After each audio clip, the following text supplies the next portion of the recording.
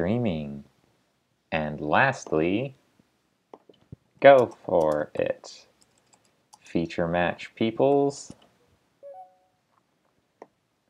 So yeah, this is the feature match. I'm Vadadi, who's been commentating a bunch, and this is the newcomer. Prawnwizard, you know me from the podcast, I'm sure. I'm sure everyone watches the podcast, so Yeah. everyone already knows me. Alright, also let us know in the chat if you can hear him. It'll be a minute delay, but hopefully we'll get it sorted out if we're having technical difficulties. But yes, you can start. I just messaged you. Don't say yes, they can't hear us. No, I'm responding to their dueling book chat. Right, exactly. They can't hear us. They shouldn't be hearing us. Yeah, but I don't know. It's more natural to respond that way. I talk out loud when I'm typing a bunch. It's funny. I bet every time I type in Discord while on stream, I'm like saying what I'm typing as I type it. Well, I'll turn the All right. dueling book sound off. Do we have any idea what either of them are playing? I guess not, since it's the first round. I probably should, but I can't remember. I've been checking all the decks, but they start to blend together a little bit, and most of the time I just focus on looking for trinities and illegal stuff. Yeah. All right. Well, Bladen's playing a 60-card deck, and he opened Tour Guide. That's pretty good. Oh, yeah, I think he's on. 60-card BA. Yeah, Okay. he's on BA with like the Guilty Gear style with triple math, triple tour guide. Does he have like the Rescue Rabbit stuff too, so he can turn one Beatrice? No, I don't think Rescue Rabbit, but math does it. Like math with Carbon is you summon your like vanilla from deck. Okay. Ooh, a Zernatron. Well, that's good. Yeah, good mills. This is the August round 1 game, but Mr. Kitsune over here volunteered to be a double feature, so this is going to be a special extra long stream where he plays his round 1 versus Blade Yu-Gi-Oh! And then his semifinals match versus Sino for the championships that are also ongoing. I'm guessing I'm guessing Asu is on Flip, given his start and the fact that I've only ever seen him play Flip. I was just about to say, he missed a Skarm activation. Rip. Yeah, that's bad. Yeah, big sad. Because now he doesn't have guaranteed Beatrice. Usually he might already have the BA in hand anyway, but yeah, and like when you're using a Skarm searching tour guide when you're playing multiple tour guide is fairly good yeah, anyways. searching tour guide's pretty good too. Looks like he's just on the mill plan for now though. No Beatrice, which kind of rough. Yeah. Nothing really relevant milled so far except for the Mana Dragon and the Skarm, but that wasn't milled, really. That was summoned from deck. And he's playing Fire Lake. Yeah. Okay. I suppose that's a somewhat relevant mill because it can be added back with the Dante, but making sure you have the BA names on board isn't quite as easy when you have to work under a summon limit. So now we'll get to see, and it is Flip. Yep, he's playing Flip. Yep. Yeah, so this means he gets Umastrix, probably. His choice of big dude. We'll see if it's like a pot of the Forbidden or... oh, Phosphero, okay. Yeah. A Phosphoro Glacier instead.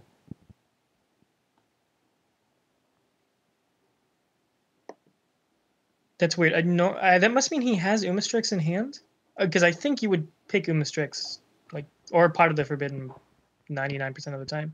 Yeah, unless he's not playing Pot of the Forbidden. I don't have the deck list pulled up, so I can't check. Also, that's no fun. It's spoilers. But, I mean, just flip summoning and sending the warrior is probably fine, too. It might not be. Well, if he has Umastrix in hands, Phosphero can summon the Umastrix. Yeah. So. Yeah, Umastrix probably would be better, assuming that it's not in his hand, because he could answer a Beatrice, but looks like Blade doesn't have any of the BAs needed. Thinking, let's see what the back row is. We know he's on some sort of real back row, or at least like a little Yeah, bit, because he's playing Fire Lake, so Lost Wind. Okay. it's a good card. Yeah. It can't flip itself back down, which is like relevant if Oh. nice. Okay, that's interesting. just use just use a card to flip it back face down, but you can actually do it on the chain, so its effect still resolves because it's no longer a face up special summon monster. Is anyone complaining in the chat? How many viewers Let do we me have? let me check. No, no one seems to be complaining. Mono's trying to push his anti-Sangan narrative. I don't know what that means, but Oh yeah, he was talking about it in Forbidden List earlier. He's he's like bothered that people can be so mad about Feast and stuff, and then like be okay with these super generic consistency options that are like, I can see that. Ripping Shit Off Fusion's really, really good, obviously. yeah, especially Especially since when Lost Wind is gone for the turn, at least. and the BA deck sits. This is a classic matchup, the BA deck versus Shadal's, where the BA sit on an extra deck monster. So that's interesting. He sent Does Lost Wind or Dragon resolve? they simultaneous effects go on a chain, but Dragon has to target on activation, so he can't hit the Lost Wind here. That's Uh, interesting. He had his choice of Shadal and decided to go for the one that doesn't out the Dante. I guess he really yeah, wanted that Xernatron engrave. it's a little odd. Mirror Force Launcher. Ugh, raw sauce. Wow, that's a straight plus. Yes. Wow. We saw it in one of the feature matches in for the championships. It's like kind of good because Yeah. it was in Gavan, I believe's like volcanic zoo, because you just like float a bunch of monsters that you don't mind discarding to use the launcher like setup effect, and also otherwise it punishes like heavy storm duster and the like. He missed a Xernatron activation there. I don't know if he wanted to use it yet. Yeah, the Mirror Force launcher sets itself already, and like I suppose wasn't interested in setting one of the other things, especially when I it. think Mind Control would have been pretty good, but I mean, nothing like so good that he had to activate it then.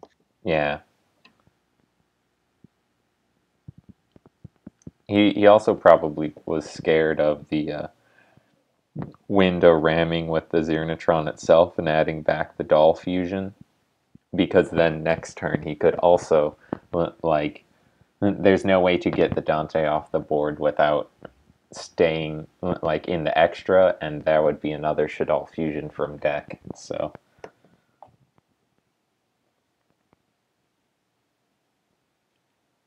Is it a legit strat to attack the face down since Prediction Princess Coinorama prevents other effects that turn? Probably not, because the Phosphera would have just flipped itself back face down the next turn anyway. So yeah, you would have just lost life points on the attack. it would like yeah, because we saw the Lost Wind in the Book of Moon, it would have ended basically the exact same. He would like use its effect to set itself, and then flip summon and get Lost Winded, or use its effect to set itself, get Lost Winded, book it, and then flip it up. And either way, the book still beat the Lost Wind. Yeah. That's a lot of back row. How much attack does Phosphoro Glacier have? 26? Okay. Yeah. I was gonna say, what we But might. he still has to get through a Mirror Force. So Yeah. The window I don't even lives, know. Does but he want to keep the Dante up? Like, is Dante really doing anything for him at this point?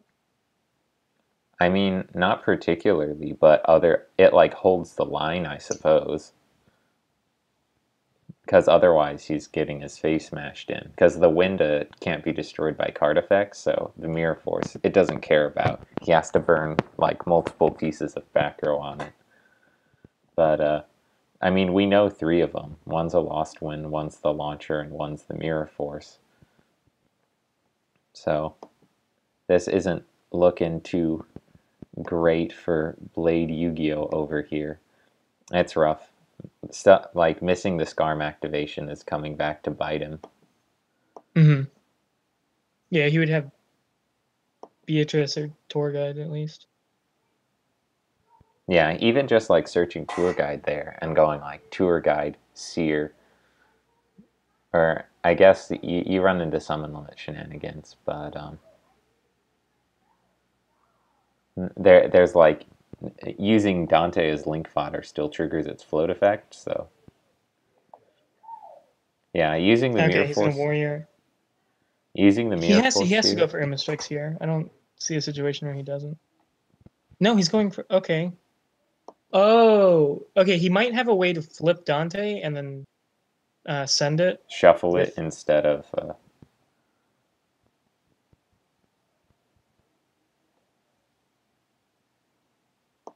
Oh, he can't. His own window has floodgate him. Lol. Yeah, that affects both players. So. Oof. Yeah, that's rough.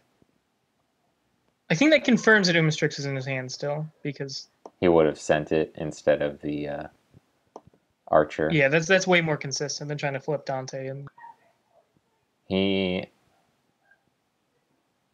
is it like do they miss timing? Like could he not have summoned an in-hand Umistrix from off the Book of Moonplay? I I think that would work. So maybe he doesn't. He just is choosing not to use Immistrix for some reason. Yeah. I don't know the exact Subterra ruling on that.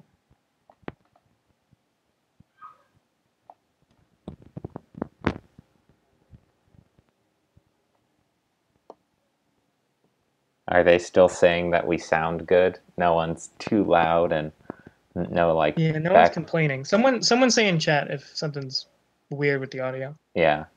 It's different hours, so the stream doesn't seem to be as populated, but that's all right.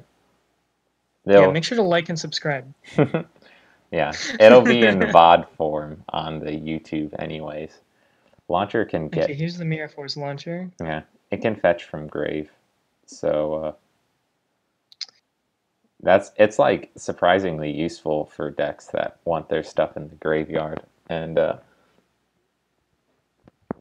you can use it for stuff like I could see it in Dragon Rulers because A, it's resilient to spell and trap hate already, which if you're playing few spells or traps, you always are interested in, and Dragon Rulers would do something like that. And B, all the Dragon Rulers are equally useful in the graveyard as in the hand, so you can use them as pitch fodder very easily.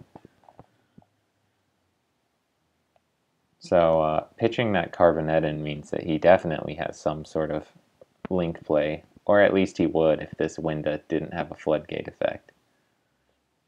Okay, the real question, does playing Mirror Force launcher justify running Fang of Critias? No. Come on. You're in like Ring of Destruction too, dude? Those cards are okay. Yeah, but Fang of Critias is not okay. It is bad. So it looks like this is going yeah, we kind of run into a stalemate. Yeah. I think Asui Kitsune is the one who can break this, though, because... Or I guess it could go either way. Like, if Blade draws a BA and he can summon Beatrice and then beat over the Winda, then he can, like, get advantage here. But if Kitsune manages to set enough monsters to out the Dante and start pressuring with the indestructible Winda, and he'll be the one who can make the first move. Sending Phosphoro Glacier is interesting. On what Asui's back row is? Oh, do I have any guesses? Well, we haven't really Yeah. seen much. That's interesting. Yeah. So I was gonna say, like, they probably aren't like hard play stoppers, or else he would have used them. But There's the Strix in hand. I don't. He might have drawn that, but yeah, it might have. He might have just been more interested in the Phosphoro Glacier, anyways, in the first place.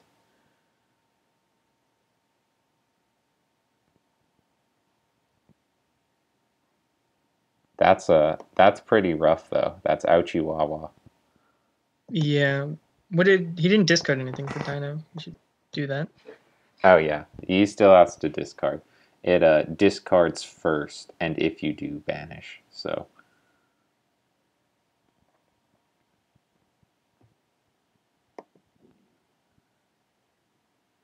yeah, we both players have like a lot of resources at their disposal at this point. So the game is not.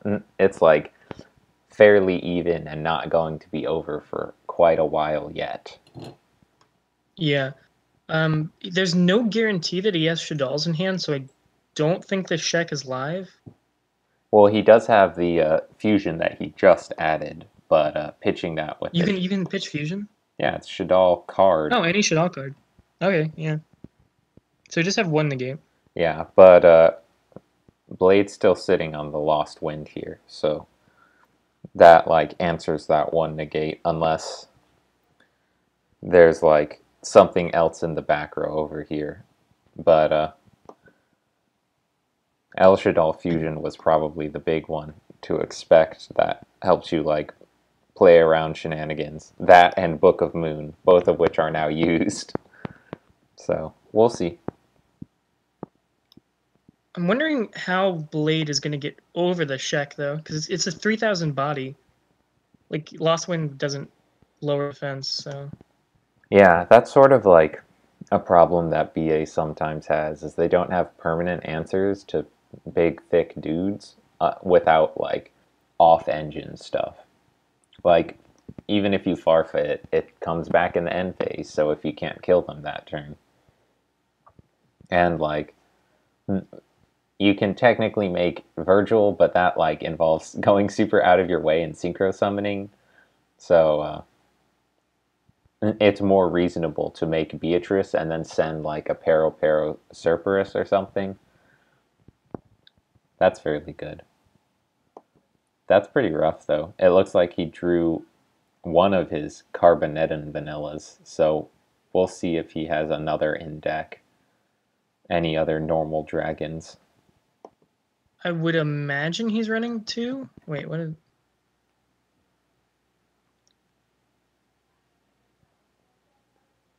Well, we'll see. If he uses Carbonetan at any point, we'll know if he has another. But no, Carbonetic can summon from hand, so that's fine. I don't know why he's sending it to grave. I guess the other cards in his hand are that much more important.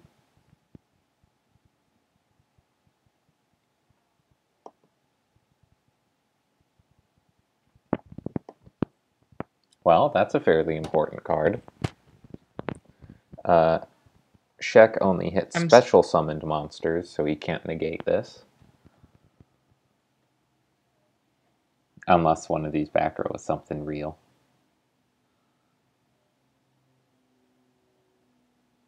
It looks like Sear into Scarm and then Search is the line. Yeah.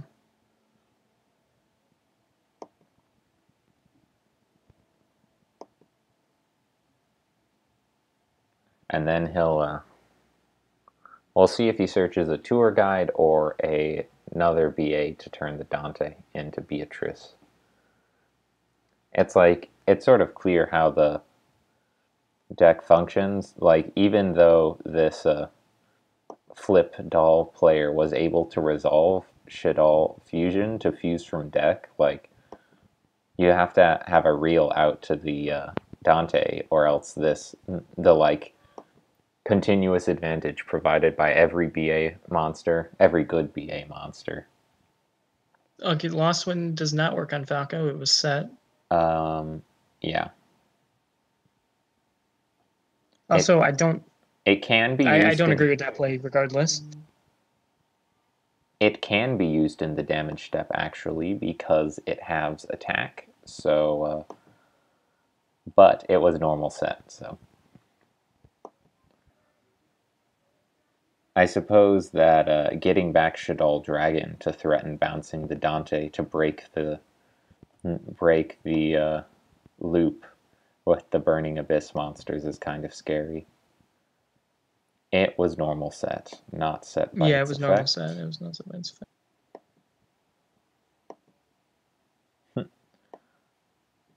I suppose that's one of the benefits of having a log there. But the Lost Wind can still be used on whatever the Falco special summons, like this Shaddoll Dragon. But it looks like he's just going for the window, which is kind of interesting. I guess it floats into the L Shaddoll fusion, but it makes you He's running out wonder. of targets though. Yeah, he Like has he's only got Construct and whatever else one. he plays.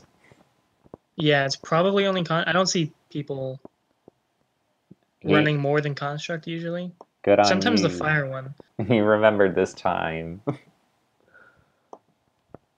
Getting that Scarm search. He's And going for Torguide. yeah. He can go for Borreload if Math doesn't get killed. Yeah, Borreload's a good card. Usually BA runs Borreload because of scenarios like this. Yeah, using Dante as link material gives you a really strong proactive plan, even when you're just sitting on a zero material Dante. But this, he has to actually out the window before he can make that play. It looks like he's playing around the Mirror Force by only attacking with the indestructible monster. But honestly, like if I were Blade here, I would not really care about this attack at all. So I disagree with this Lost Wind here because taking Yeah, I 700 don't like points it. of damage and just like not even going minus because you draw a card with the math is fine. Yeah. I mean, And it does open up the Borreload play, but like we still don't know if like there's a set Solemn or something, which is scary.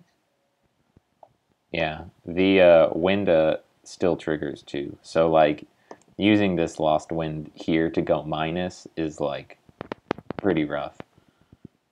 And And now he doesn't have a way to stop the Shek negate. yeah, and Shek has fodder for two negates, so he might not even like not having more fusions in deck might not even matter because just using them as Shek fodder is like fairly difficult to out because the common outs of like sending something with Beatrice and then having you can negate the Beatrice. So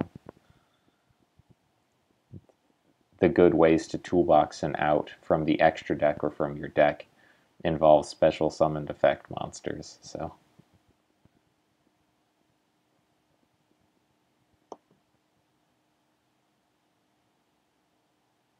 Like a breakthrough skill or something still set. yeah, though it may like that might just be more spell and trap hate, which neither is willing to use because both have a Xyrnitron engrave. And Yeah, Xyrnitron can set from the banished zone, which means that this banished Lost Wind can be reset and then reset again before being banished again. Well, there's the answer that for is one of them. I had a very good. I had a feeling that they were like not real disruptive cards. They were just like it's like revival traps are sort of closer to extenders than actually being traps. And it looks like he's Okay, and he going for brought Paleo back. yeah, there's probably going to be some sort of big link play here.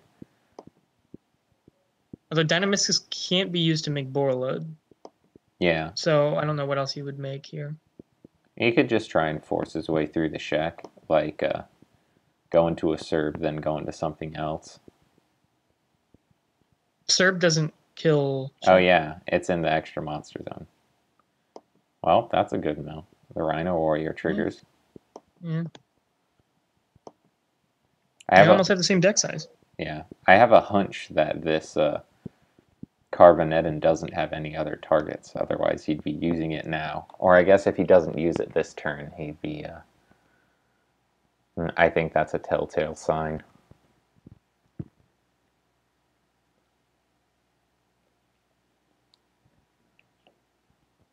He's gonna Farfa. I don't think he can swing for game. Hmm.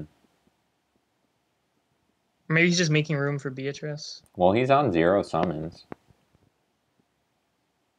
The card trooper was in the end phase, wasn't it? Yes. Yeah, and so we know one of his in-hand cards is a tour guide. So, like, at the very least, that's a lot of damage.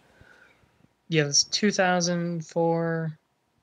And with the way that... It's only about 7,000 or so. I'm not doing the exact math. Yeah.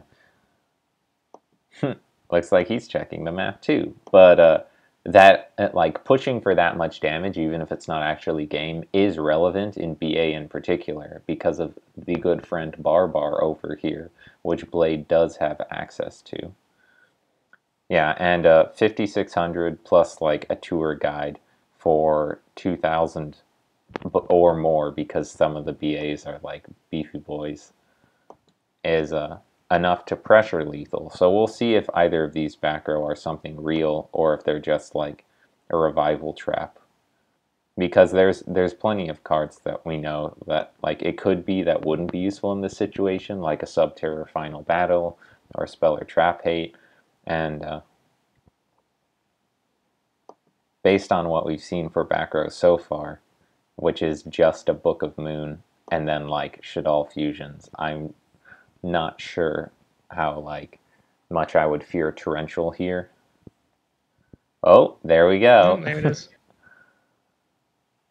But Okay, so he's gonna get the Dante, the Card Trooper, yeah, and the Graph. yeah, Although there's no real good Graph targets, I don't think. yeah. He's We gotten like every good card. we can sort of see the we can see he wanted to try and pressure for game by using the Lost Win on the window to protect the math because that kept another body on board, but it also missed out on the float chance here. So the like grind game continues basically. Mm-hmm. But yeah, that torrential's pretty savage. That's like Yeah, it's one of it and it Mirror was a Force are two of the traps that you should like always try to keep in mind for being the worst case scenario of what a back row could be.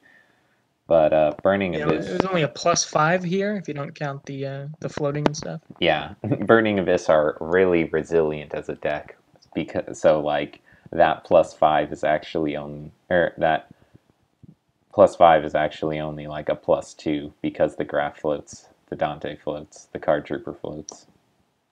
Here ain't Rubik. Is he gonna try to synchro? No, that's his third summon. No, he can't. He's on summon limit now. Right? Yeah, it's just probably the beefiest defense mode duder because the 3 good floating BA are already in grave or hand. Graph Yeah. and Skarman grave and Seer in hand. He also he has to be careful about going into the extra deck again because Yeah. Shek is going to come back into the regular monster zone, and then Construct is live. Yeah, we know he's got 2 Shaddoll fusions, or like a Shaddoll fusion and an L. Ah, so there it was, the Twin Twisters. And he's leaving the Mirror Force up, hitting the 2 unknowns. That's interesting, though. This is Zernatron's Although, time yeah, to this is shine. going to trigger Zernatron to bring back Lost Wind, which is, I think Lost Wind is like the biggest threat to Asteroid right now. I don't think those two.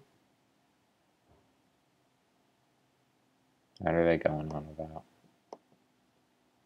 I don't think these two cards could be anything he's more scared of than Lost Wind. Oh, Also, Buddy Force. but that's what it is. He can't Zernatron because that's 3 summons. He's at the summon limit. Ah, right. Okay, so that was a good time to use Twin Twisters then. Yeah. And the thing is, that does trigger that 1 Buddy Force, and he's already sitting on, excuse me, a Dark Fiend.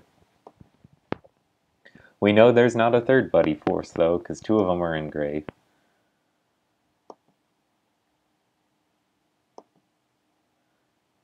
Is he not triggering Buddy Force? Or did he set it? Is He this already it? did. Oh, yeah, I missed it.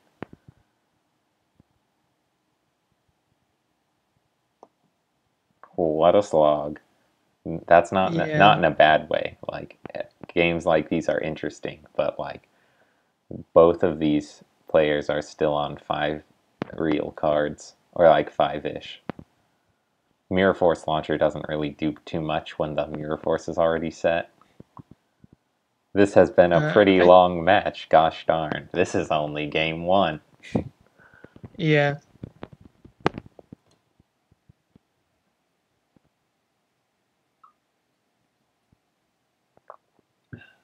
I do think El Shadal Fusion isn't really that live here.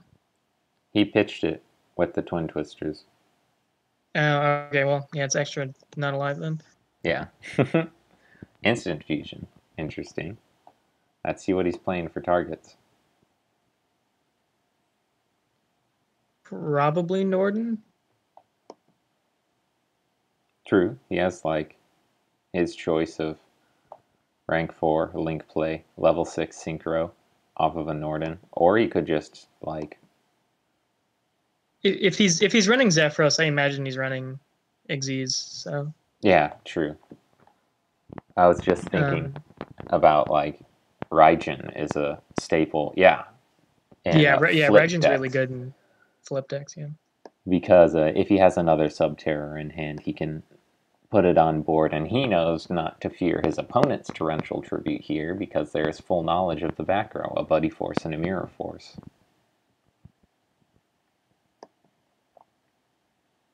So, do you attack with Shek? Is the question. I would imagine no. It's like killing the Rubik isn't a huge deal, and like we already were talking about how Burning Abyss really struggle with the outing of something that's 3,000 plus a negate. Mm-hmm. You should check on the chat for me again. What are they saying? Yeah, I've been checking. Okay. Yeah, what are the yeah? It's flip versus BA. Yeah, and this is the August tournament round 1 feature match, though it will be immediately followed up by one of our competitors doing their semifinal match for the championships. Okay, he's going to go into Rank 3. Yeah, probably not another Dante. I mean, maybe. He's on 2 summons, so if the last card's a BA, that means there's a Beatrice here. And like, so he's running 2 Dante. Yeah, if you even if you check the Beatrice still triggers like a bajillion and a half float effects. There we go. It was exactly as I called. Wait, he has to pitch a card though. Yeah, he is not. He didn't pitch a card.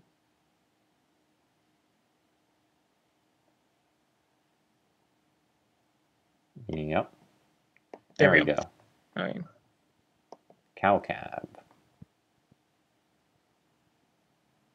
It's sort of telling that like all the other BA have to be like weird bad removal because the main BA are like too strong on their own. Like Farfa only removes a monster till the end phase, and same thing with Calcab really. It only bounces a set spell or trap instead of popping. And VA are already like massively powerful. We'll see though. We still have full knowledge of Blade Yu-Gi-Oh's board here with the Buddy Force and the Mirror Force. So yeah, and Buddy Force is dead at the moment. Yeah, I don't think there are any light fairies in grave unless I missed one. But we do know that this Shadal fusion that is in Asui Kitsune's hand is live. Yeah. Because or actually I don't remember it. Does it have like the Void Imagination restriction of if you control an extra deck monster, you can't summon from deck? Look that up for me. What are we doing? Sorry, I'm reading Cyber Emergency.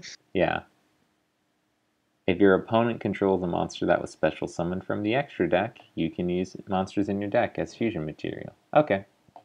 Yeah, Cyber Emergency is basically just Cyber Dragon Rhoda, except if it's negated, you can get it back at the cost of another card in hand.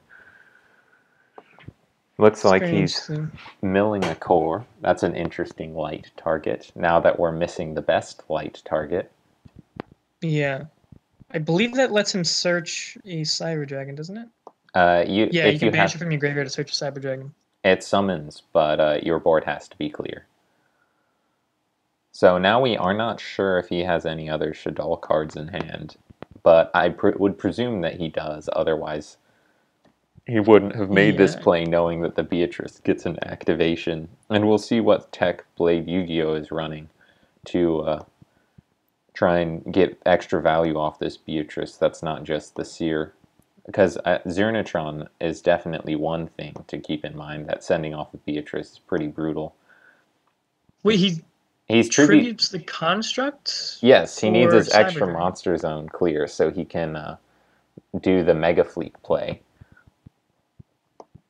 Why wouldn't he Mega Fleet first? Why even?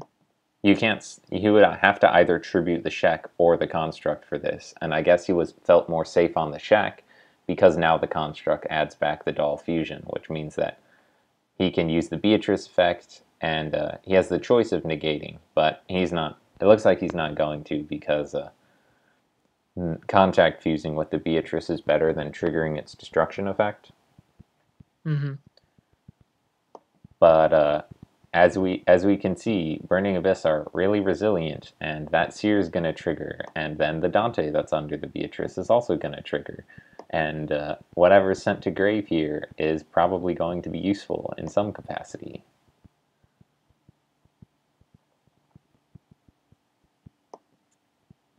Yeah, and it's any card. So if he's got like breakthrough skill or Yeah. anything. Though I would hope that he has a slightly stronger payoff than breakthrough skill. Like even if it's just Pero Cerberus or like Zephyros or something. Yeah, in a 60 card deck, he's probably running Barrow. I usually don't like it in smaller decks, but Yeah. always running this card. Oh yeah, I like this one.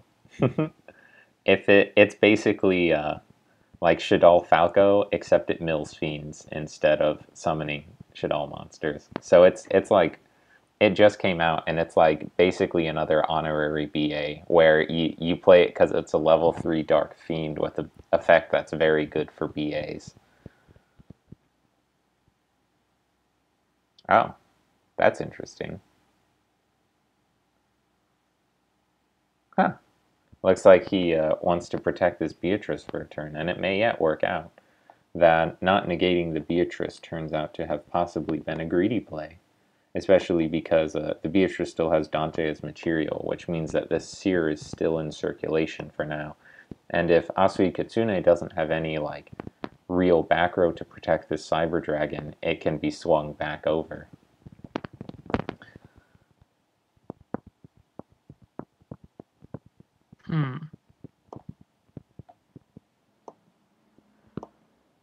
We still have the ever-present mirror forces that. Yep. Are really, I don't think you're ever going to get rid of these mirror forces, because if you try to, you're going to get Zerned, and Yeah. I think Zern plus Mirror Force Launcher is really, really good. Yeah.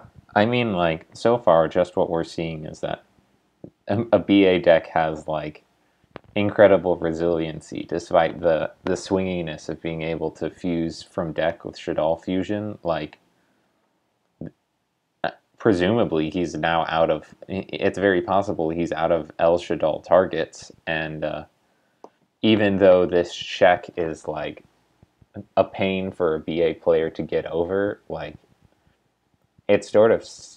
assuming that this Cyber Dragon is safely removed, it's still like going to be a slog one way or another, I guess. Like this is going to be a brutal match. Okay, sending the Dante. I guess he'll add back the Seer. It's going to negate. Yeah, he's thinking about this one. Because theoretically, if he negates, he could, like... It like, triggers the Beatrice float, but also prevents another Beatrice send. In this situation, we saw that one of the air quote scariest things in deck that a Beatrice could send was the little like level 3 duder who's not actually particularly scary. So I believe that like I would allow this because the Grape Dante, we not sure if he plays it, but if he does, that's like a significantly scarier threat than the Beatrice here because it can like draw cards where Beatrice can only send from deck to grave, and we saw that like he's not actually sending anything particularly scary last turn. Okay, and I believe we've seen the entire Shaddoll engine now, so Shaddoll Fusion is dead. Unless he's playing Hound. Yeah. Which, don't play Hound, please. Grape And Dante. he is playing Grape Dante. Yeah, so we'll see. If this set is like a strike or something that can cleanly answer Grape Dante, even though untargetable OP, like then this will have been the better play, I think. But otherwise, like Grape Dante is kind of better than Beatrice. Like it's Beatrice is good, but like Beatrice is good also because you can just summon it while doing BA things. Where Grape Dante, you have to sort of like work towards. Sometimes I think it's actually just optimal to like ram your Beatrice when you have the opportunity, just so you can summon a Grape Dante because it's untargetable and has a more proactive game ending effect because it like something to note.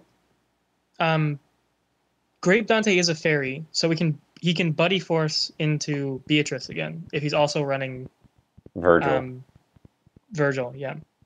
Yeah, so that's pretty important to pay attention to.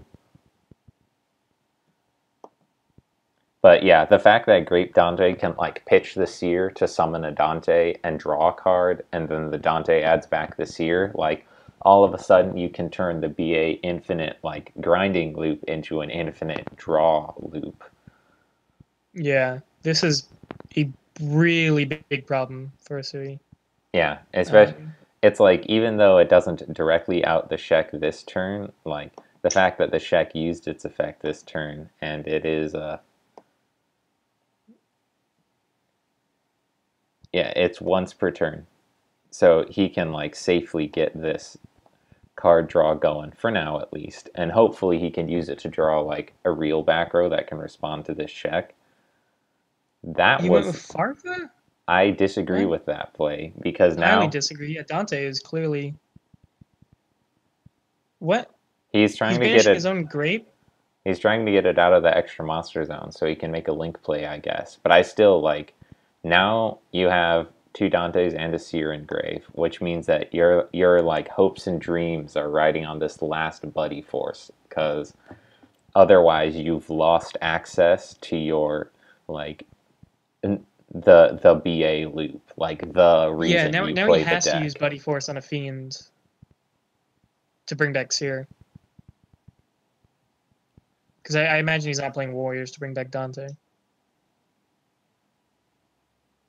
Why is he looking in his extra deck? He's probably just thinking about his play next turn. Like forfeiting your own Pilgrim here is specifically because it means that you can keep the Pilgrim up while going into the extra deck for other plays. So it's definitely like a very risky thing to do. We'll see if it pays off. Flip, you can send a Fiend monster from your deck to graveyard. I'm not sure he has any good targets left, considering that the Beatrice, who could send any card from deck to graveyard, decided to send this card. So yeah, there's definitely no BAs left that are any good unless he's running like double Skarm or something. But yeah, so he just got Cagna. the Cagna out of his deck because it's basically a brick. Yeah. I guess. Okay, so he is going into. He's not running a third Dante, is he? I would think it's probably a break sword or something. Oh wow, break sword on the launcher. Or That's okay, this will trigger Zern. Does Zern have any good targets? it can set anything. So it Well, could yeah, set but like like trip torrential, I guess. yeah, or cyber emergency. But I think torrential is probably a good one. No, he doesn't need cyber emergency because the only other cyber dragon he's running is probably Toon, and Core can already search it. True. And he just chose not to use Zern unless he forgot about it. Yeah, that's like and especially in a long game like this one, that Zern was milled like how many turns ago? Yeah, yeah. It was like turn one almost. We'll see Turn two. though. I'm not sure farfing your own pilgrim just to clear the extra monster zone so you could make a Gram Pulse, which isn't more offensive pressure than the Dante itself was. I'm not sure that that's like the right thread to win this game. I don't. Yeah, I for sure don't like it. Although Asui has seemed to just stagnated, and Blade has continued to generate advantage. So even though he's not doing like the optimal play, I think he's still like definitely on course to win. Yeah, there's like basically it comes down to can Asui like put together another like sub-terror based play before Blade overwhelms the Shek, which is like the only thing holding the line at this point. I think. I mean, he just has to make Cerberus because now Cerberus does out check.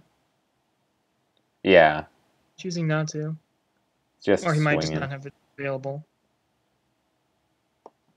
Okay, the only sub terror left is the flip guy, likely the 3K attack. Oh yeah, Uh, Steigo, I think Steigo Kraken or something, or maybe yeah, that's a something along different those one. lines, which is decent, but Oh, it it's still Ultra doesn't deal Mathis. with the Ultra Mathis. It still doesn't deal with the Mirror Force, which is like I don't know. I still don't know how he's ever going to get through this Mirror Force plus Mirror Launch plus Zerner combo. Yeah, basically you need non-battle removal to like clear monsters until you're in a winning position. It really like the fact that he focused on making Winda there so much in the early game, who can just like literally ignore the mirror force.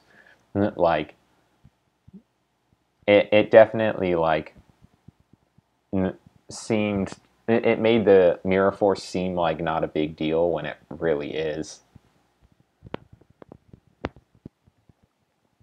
And Blade has set another back row. Yeah. So Yeah, I think Blade's just generating advantage every single turn. There's just yeah, too much. this is the scary thing about Great Dante is that you can trade like mediocre Burning Abyss cards for like real back row, and you like that's exactly what you need when you have control of the game with a 2800 untargetable beefy dude.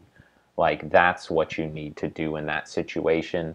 In like Trinity in particular is mm, Burning Abyss is like it's a monster based deck, but at its heart, it's still a control deck where it like establishes a single threat and then tries to make that threat survive for as long as possible while using it to gain advantage. It's not going. It like theoretically can, and its flexibility is one of the reasons why it's a very powerful threat. But it's not going to like continuously like always opt to shoving your face in for damage, and we could sort of see why. Like that torrential was pretty savage and risky. Mhm. However, it's like it's still resilient enough to stay in the game, but sitting on a Great Dante while drawing back row is like a better thread when you're like you can't reliably summon 8,000 points worth of damage Yeah, in like one turn. I think. So so basically it all comes down to this. Like the this sub terror play has to go through or else it's probably ogre for Asui. Yeah. Chaining, I think even if it does go through, I don't think there's really yeah, chaining okay. This Grape's effect to pitch Alich. Alich goes on a new chain. Alich. yeah, that Dismember doesn't my really work. Italian Siberian. Yeah, so it negates a face-up monster on the field, but it goes on a new chain. So I'm not sure how good that was, because using the Shek means that this gets an Yeah, now effect. Grape is done, and he didn't chain Buddy Force to bring back Beatrice. Not Yeah, that that would have even mattered because he uses extra monsters on it. yeah. Also, Um, the Dante gets a float effect. It was sent to graveyard by an opponent's card effect. Yeah, there we go. So he yeah, can randomly snipe a card from Asui's hand. However, like allowing that to go through means that in a lot of ways, like the wind was taken from Blade's sails. Like now he has to get another fiend out to revive Seer with the Buddy Force to like continue to loop Seer and Dante, and he doesn't have the offensive pressure needed to like capitalize on that slower game state. yeah. So it's just going to be more grinding. I still think he's inevitably going to win, but it's going to take that many more turns now. And like there's going to be more room for him to mess up somehow, which is bad. Yeah, and we'll see if this Mirror Force launcher pays off doubly so because trying to play around the Mirror Force, you can like flip the Mirror Force and then next turn reset it again with the launcher. And as we've seen, Asui like after using up the Winda, he doesn't have like a really good way to beat the Mirror Force backed by a Xernitron. So What is the play is to make Castel and then Castel the Mirror Force launcher. Like I think that's the only play to get around this. Because Castel doesn't trigger Zern, right? Because it has to go to Grave or Banish. yeah, it does not trigger Zern. Okay. Yeah, I think that's his out. So that could be the way he gets through this. But he's still going to get through one Mirror Force at least. Yeah. And he does have access to a rank 4 right now because he has Zephyros in Grave, if he remembers it. Well, he needed to have the Ultramathus booked his monsters, so he needs to like he needed to have changed the line there because it has to return a face-up card, I believe. Yeah, it does. I don't think now is exactly the time to like pull the trigger on Castel, but um, it's something he needs to think about in the coming turns. Yeah, it's like Excite-Night is so juicy when your opponent's sitting on like 4 back row, but when one's a Mirror Force launcher and your opponent has Zern Engrave, even if you know one's a Buddy Force that does not have targets, it's just like rough. Actually, now that Nemesis War is on the field, he can bring back the Xyz Dante. Oh yeah, because it's a warrior. Yeah. I always forget that attribute doesn't matter and it's just type and name. Mm-hmm. So that's a potential line of play he can go for. To like bring back the loop, which I think him destroying the loop in the first place was a bad idea. Yeah, so we'll see. I mean, he's like already. Oh, well, he Okay, well also there's a has revival that. spell. Yep. Yeah, premature burial, while already basically staple, is even better in Burning Abyss, whose one of its main weaknesses is like it like basically has infinite resource generation, but sometimes struggles with pushing out the damage. And so using this, like using premature to A, help you push out the damage to close out a game when you need to, and B, also have a way to sort of play through your opponent's hate is like even stronger. It looks like he just went for the Beatrice though, which is not a legal play, I think. Okay, never mind. It was successfully XYZ summoned. I forget about Uh, that sometimes. Yeah, it counts. I don't like this choice. I think if you're just gonna go for a beater, Grape Dante is better. That one was not successfully fusion summoned, so that one Oh, cannot be okay. revived. So Yeah, he can't choose it. And the Beatrice In can, that case, I would have just gone with the Dante, yeah, the Beatrice the can Aziz still Dante. float into a Virgil, presumably. That probably is one of But the things. his extra monster zone's taken up by Grand Pulse. Yeah, the thing is the So I mean, Beatrice. if he flipped Grand Pulse and goes like Landfoe, if he has Landfoe. The Beatrice doesn't beat the Shek and like runs out of steam eventually, which is I guess the big takeaway from this is, oh my god, is he link summoning? Oh no. Oh Oh wow. my God, he's running Caius. There we go. That's Wow, a fine play. that's game. I think like Yeah, you banish the Shek and then beat over the warrior and the Ultramathus, and he probably doesn't have any other big dudes to warrior into, and wow. yeah, no, Yeah, Caius I is was not expecting Caius. it's a fine tech card um, in BA just because of the way that they all work. They're like all tribute fodder, and also it helps you like fill the gap in your engine's ability to pressure to close out the game, because like tributing a Dante for Caius and then getting back a Seer with the Dante, it like slots in so neatly. mhm. And I mean, right here, okay, now the Beatrice makes a lot more sense because now he can go into Virgil. Yeah. Making I this think he should play have is a done any of this. faster making this play is a faster clock, even though I still believe that there's like it would have been very powerful to premature the Seer and then tribute the Seer for the Caius and then revive the Dante or something. But yeah, so basically, Asui has like one more shot with the Zephyros here. Yeah, he goes Zephyros into. I think you have to just go full like Exiton because Castelling the Mirror Force launcher isn't working. Yeah, Um, but Exiton, you're gonna get Zerned and then you lose. So yeah, he'll get the Mirror Force launcher, the Mirror Force, the Virgil, and the Zern back, and his choice of other back row. So like, you basically need to resolve the Exiton twice at least. that's gonna be really hard when he brings back Lost Wind. Yeah, we'll see. He has also been sitting on a core engrave for a while, but his board's not clear, so that won't be his first line. Also, I fear that with the length of this game, it's possible that he drew his other Cyber Dragon target.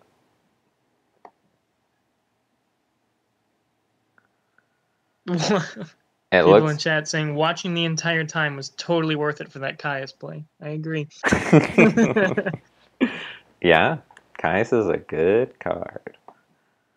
It's wild to think about the days in the TCG where people would play Plant Synchro and randomly just add a Caius because Caius is a good card, and like the pace of the game was such that random tokens and stuff would stick around. Do you think Mirror Force there was correct? I think so.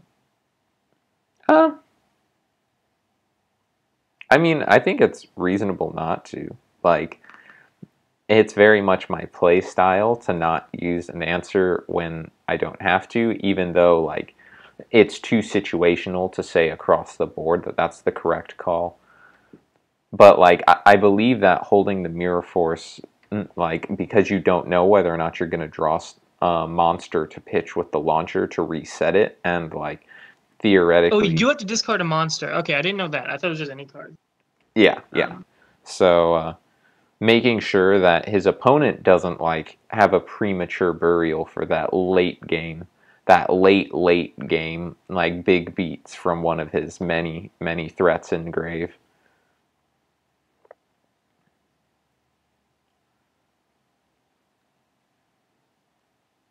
Yeah, thinking super hard. Yes. I hope that you don't get burnt out because you're the one who's doing a marathon here, 2 matches. We're just Yeah, commentating. this is a rough matchup to do first. Mm-hmm. I personally would postpone it at least a little bit just to take a break. Oh my god. Yeah. Burning Abyss is like, it's one of those decks where, honestly, I feel like it's a reasonable stance to take to say that if they summon Beatrice, they've won the game. It will just take another hour for, like, depending on how hard you fight. Because, like, Yeah. Burning Abyss is a deck that, like, actually can go infinite in resources with Seer and Dante, and the ways that they can play that convert the Seer and Dante infinite loop into, like, continued aggression and answers with stuff like Caius and the inclusion of Grape. So, like, it's just really difficult. It's funny, though, like, on the flip side, I think it's, oh, here we go. There's the premature On that the I flip called. side, yes. On the flip side. Yes, on the flip side, resolving Shadal Fusion is like another play that I think one can very easily say the win percentage goes up like 10 plus points. However, because of the way Shadal Fusion works, it is like very explicitly limited in its scope. You can only fusion summon so many times. You run out of good targets in deck eventually. Like, you have to kill your opponent with the Shadal Fusion play before they can theoretically eventually catch up. That's He's doing the raw sauce there. The Zephyros bounce premature. I had a feeling that was coming because premature is like a good card, and we saw him set up that Zephyros early. I wouldn't be surprised if that was in his hand from turn 1 and he just didn't feel the need to use it until now. Yeah. Actually, I'm not sure. Umistrix says open the game back up, I think. Yeah, Umistrix is like really good and can break the float of Beatrice here, and we already were talking about how he doesn't have the Dante Seer loop going. He like will need to at some point use the Buddy Force on the Nemesis Warrior to get that going. So the problem will be whether or not he can actually like he needs to see that the Buddy Force is possible and put Nemesis Warrior into defense position. Does it not target attack position monsters or something? No, because then it prevents him from like ramming Dante in to do the loop. Oh yeah. That way he has enough time to like Umistrix it and stop it. Yeah, I mean, Umistrix is a big swing because it's one of the cards that allows him to interact with Blade's board without playing into this mirror force that's been set for, like, ever. So I think it's, like, reasonable to say, like, set Umistrix and then, like, make a rank 4 and pass is defensible, because the Beatrice doesn't even out the Umistrix, and as long as you don't leave a way for it to ram, you can't get to the Virgil, which means that this back row and the top deck has to be what outs the Umistrix, or Blade is actually going to have lost this one. Yeah, mono. We're not even close to decking yet. It's 20 more cards. Like he's playing a 60 card BA deck, so it doesn't deck out very fast. What's that one card? The Blazing Mars? That's like a jank dragon ruler where you can just banish like 3 monsters from your grave to summon it from your hand or grave, but all it is like 2,600 beats. I've thought about playing that in Burning Abyss before, just because it's like you can defensively play 60, and also it plays with like a slow enough pace of the game that having a dragon ruler is like, I would like that. Yeah, it has an effect where you can send all other monsters you control to the grave and inflict 500 for each monster. Ooh. Which, the burnout. That's actually relevant, though. Burning your opponent out of the game. Like, because the BA are infinite fodder. I don't play Hidden City. Yeah, it's a shame that he hasn't gotten Hidden City yet. Yeah, actually, now that I'm thinking about it, from his deck list, I'm pretty sure he plays 2. Like, that's one of his trinities, and he still hasn't seen it. Yeah, 2 Hidden City is pretty standard for Subterrors because it's such a good card. Usually run 2 Hidden City and a Terraforming and a Metaverse. Like, yeah, so now we have to see... It's actually crazy he hasn't seen any of those yet. Yeah. Now we have to see whether or not he can out this Umistrix, and if so, can he out the premature burial follow-up? Because... Yeah, like, he has to out Umistrix twice. Because you can't even out premature because he's still got Zern, unless he's going to forget Zern. Oh. Again, it's understandable, but... Yeah.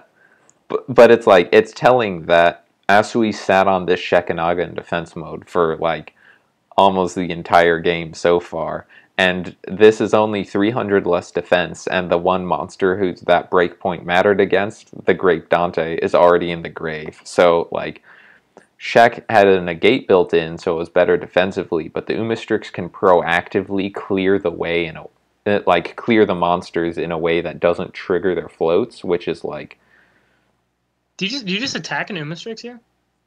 oh, there's the Buddy Force. He's targeting the Nemesis Warrior. Reviving Dante Right, okay, at so this point is a little curious, but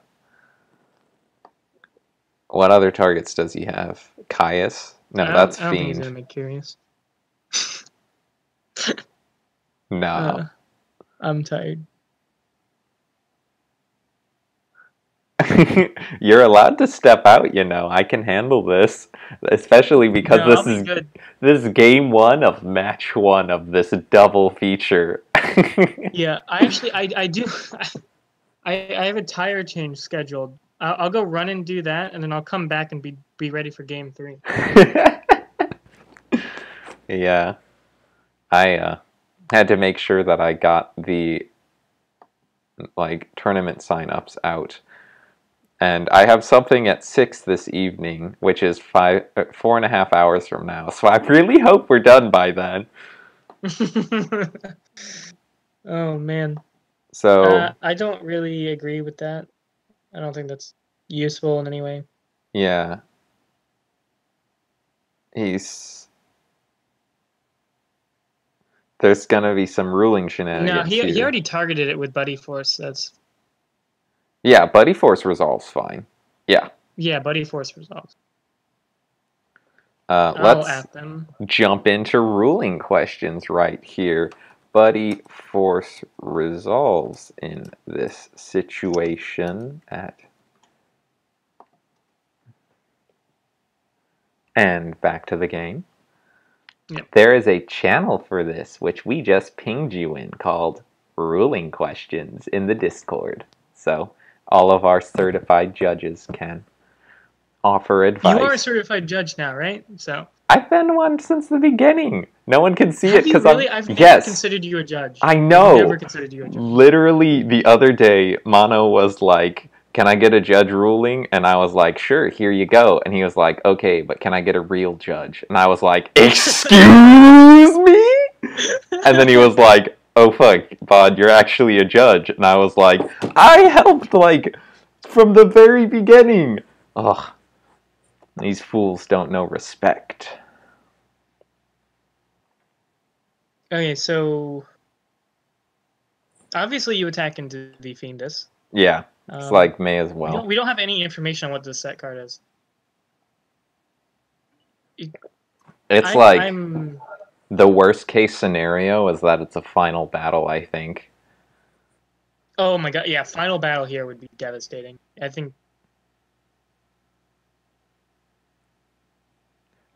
think you would have used it by now, though. I guess he's just going to go into Nightmare Serb to pop the Umastrix, and then, like, maybe... Oh my god, it's a Mirror Force. That's okay, though. That's not actually that bad. Because, okay, with this, Dante adds Seer back, which is just Virgil fodder to bring back Dante.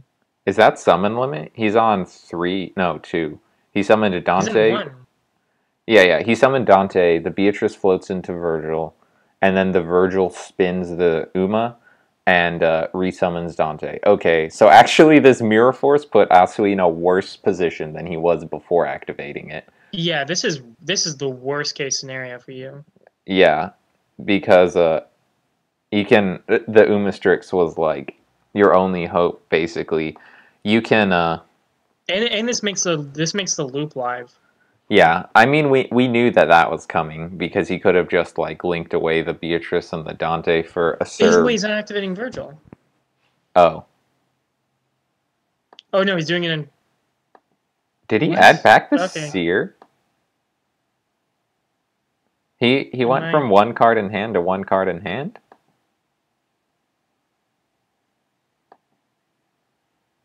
Oh, well, that was definitely, like, a misplay. This is why we read our cards, kids, because Virgil literally has that effect attached to him, where you can shuffle Yeah. a card into the deck.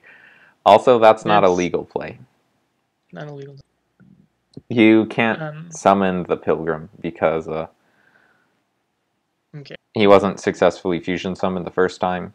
Secondly, you probably don't want to make that play because XYZ Dante's broke. Like, they caught it Please though. continue the loop again. Yeah. There we go. Okay. Though in a sense, like, the Wind Blast puts the Umastrix on top of the deck, which means that he's going to have to use Premature on one of the other sub-terrors or something to get it out of hand. Does Hidden City have targets left? I don't think it does. Because it only searches monsters.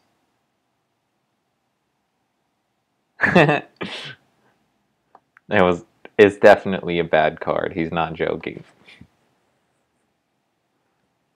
Yeah, so we'll see. I don't think he does, because Fiendus, Warrior, Archer, unless he's running the shield one, which is really, really bad. Wait. What? Wasn't Windblast supposed to put it on top? Yeah, you should have drawn that for turn. Is this an irreparable game state? Yeah. I'll message him. Yeah. Jesus Christ. Unfortunate. Hold. Wait, no.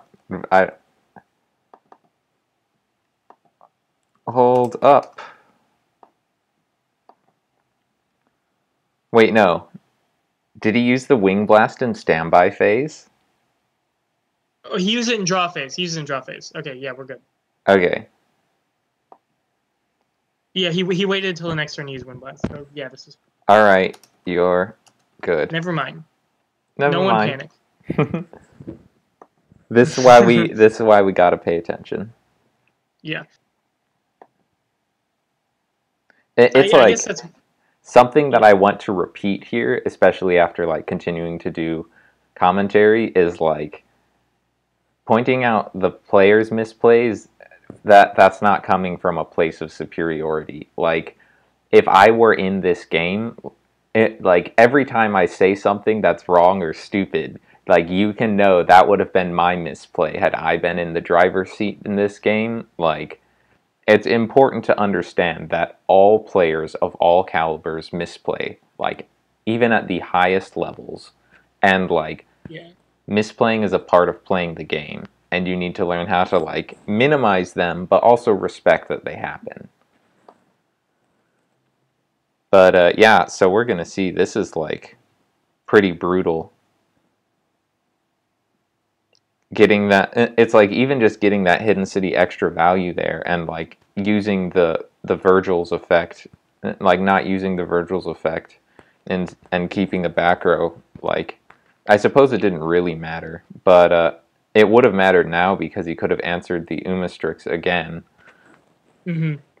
And now you know the Premature Burial's gone, so it's like pretty rough. Now, if you do have the opportunity to just, well, now you can't because now that Hidden City's up, Umastrix is so deadly because you can't even attack into it. Ryza, I knew it. I saw that Dante go to. Yeah. And this is also placed on top of the deck again, which is a problem. Yeah. So Although, what's the face down card? Fiendus? I didn't. Yeah, I think so. I think he prematured it to summon the Uma from hand. So this is like Edison format. Oh my god. What is this garbage format? Trinity's obviously superior. Obviously.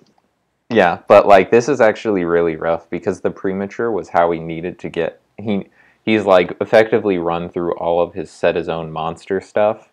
Like, so unless he top decks mid-shield Gardna or something super spicy, this Umastrix is going to be like a dead draw, and it's really rough. Well, Hidden City can still negate the attack. The problem is you can't. There's no way to flip Warrior. Wait. To allow you to summon. The Fiendus can set itself. If he can. Right, but all of your cards have to be face down to summon the Subterror. Oh, I see.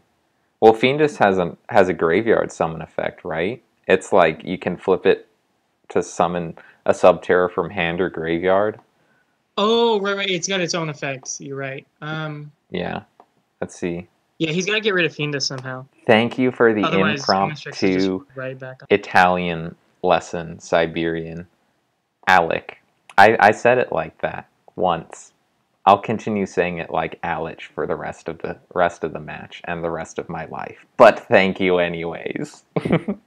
Siberian just DM'd me with a little Italian Wow, the lesson. streamers are more fatigued than the players. Yes. I am very fatigued just by watching this game. I've watched 2 Monarch summons. So I'm absolutely blown. Did he? He searched Skarm. Did he really bring Skarm back? Yeah, he just added Skarm back from grave to hand.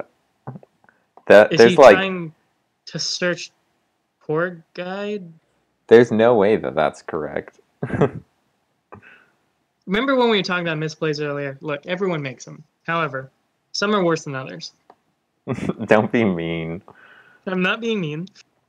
It's just like, it's something important to remember as a Burning Abyss player, to like follow the thread, which is something that I say which sounds kind of like weird and pretentious, but it's like you need to try and aim towards your win state. Like devote your deck's energies towards creating a situation where you can win the game. And the advantage of playing Burning Abyss is the fact that they can go infinite in a way that most other decks can't. And you need to focus your game plan upon following this thread, like I always say, towards a win. And like doing something like adding back the Skarm when you're very low on good targets, and even like one tour guide push isn't as much value as, say, continuing to infinitely loop Dante. Like, it's just something to keep in mind going into the future. In the meantime, this Fiendus Umastrix is like, oof. Okay, I think we can start talking about deck out now. Yes, I was just going to say, like, I have yet to see, because now I don't think Asui has a rank 4 play anymore, because he got rid of thank you for Siberian on the alt format lesson. He said Edison is March 2010 Glad Beast Plant Synchro, but that format. Sounds I think that's awful. sort of what I was describing, where like the Plant Synchro players would play a random Caius. But yeah, we'll see. He can just sort of like chip in with the Subterrors now. With the Umastrix never has to attack and continue banishing all threats. So it's like rough. There's one thing, because Warrior's infinite right now, with Umastrix flipping itself repeatedly. So he never actually can get rid of resources with Mirror Force anymore. Yeah, it's like you need a way to you needed like more ways to permanently answer this Umastrix, and like he has a Fiendus negate right now. Also going 5 lower. I don't know.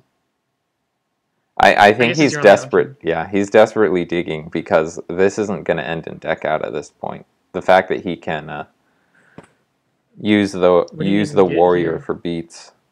He just milled his tour guide. Breakthrough skill. Yeah, I think it's too late though. Yeah, this game's probably over. Like, the Fiendus can continue to go plus and like support with a negate. I think Blade had the game, really. He just they were like he just was not dedicated to keeping the loop alive, and that has punished him. There were several turning points as well, like using the Phoenix Wing Wind Blast when you could have used Virgil. Like that gave you one less out to the Umastrix that is currently wrecking your face. And it's like now it doesn't even matter, because even like sitting on a Dante would just get it banished and then he'd get killed. So yeah, this is like, you can use the Mirror Force and like pitch the Skarm for the launcher to like live for a couple extra turns, but unless you're... I don't think Blade has a win condition anymore. Yeah, unless you're playing Dark Hole.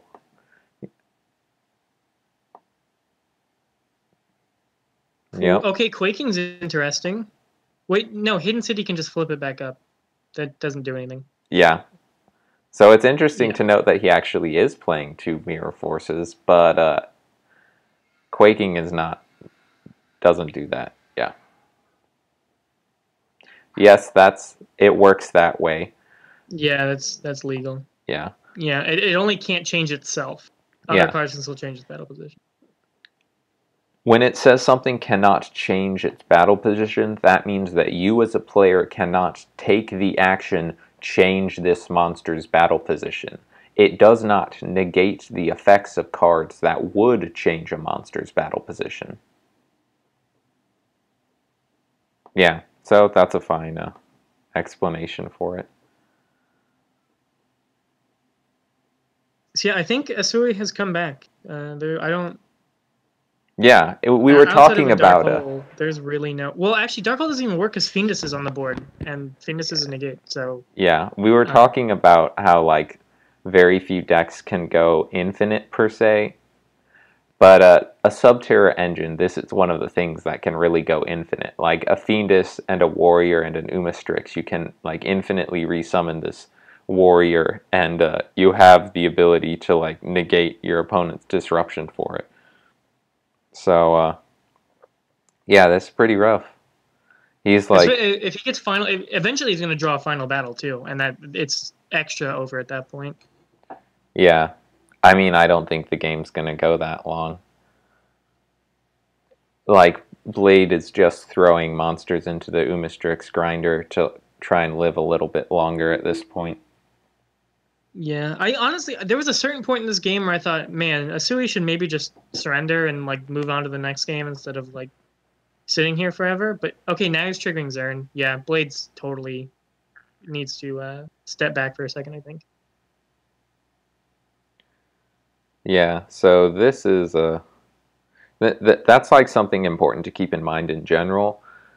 When you're playing in tournament, like even if you know the game is objectively over, your opponent might not. And so it's really never worth surrendering even an objectively lost game because your opponent has to also see that. He should just negate this bad aim. Yeah.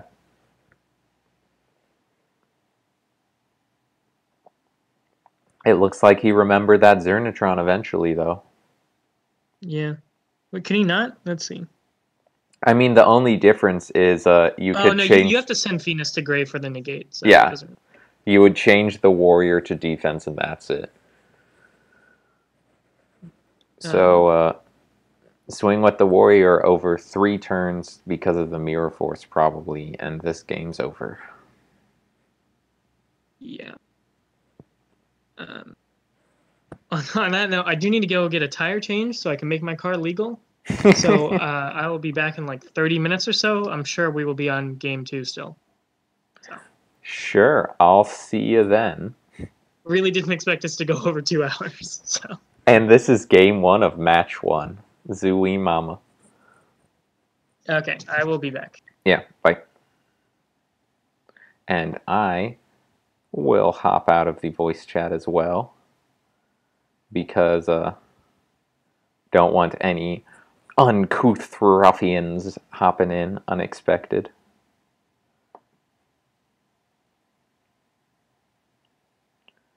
It's like even though he still has a math, we were talking about this so many turns ago. Like if he didn't even have any good Beatrice send targets, can he still have any good math send targets? And yeah, this math is just gonna get banished by the city. Or banished by the Umastrix because of the city, and then you can flip the mirror force on this Nemesis warrior, but it's just going to get summoned back by the Umastrix flip flopping, and even if you draw a monster to reset the mirror force, like you're down in deck size. So even if you run with monster after monster after monster, there's no way that that's actually going to pay off.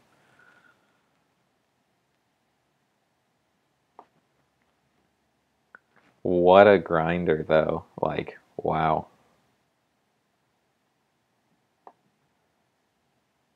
48 cards in grave.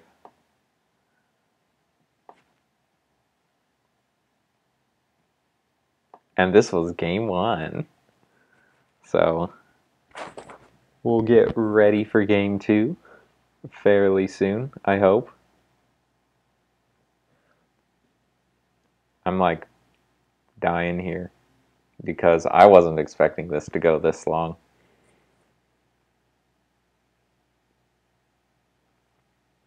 And I didn't eat anything beforehand, so I hope that I'm not making gross eating noises as I silently try to snack on something. Oh, that's interesting. Yeah, I guess with just the Armageddon Knight. No effect because deck out's reasonable. Can pop the Mirror Force, and this is not quite game because he also has the Xernatron.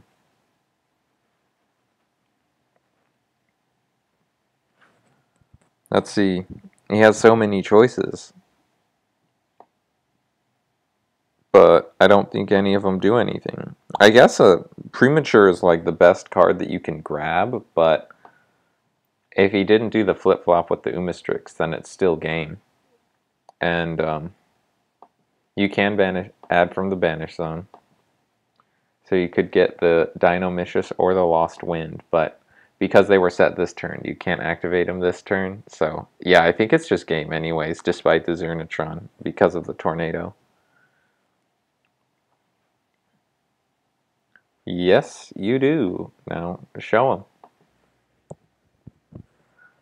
I guess he's just going to scoop before making that decision. Ooh, my lord. Let's see. We have been broadcasting for an hour and a half. Deary me. And that was game 1. And this is going to be a long one.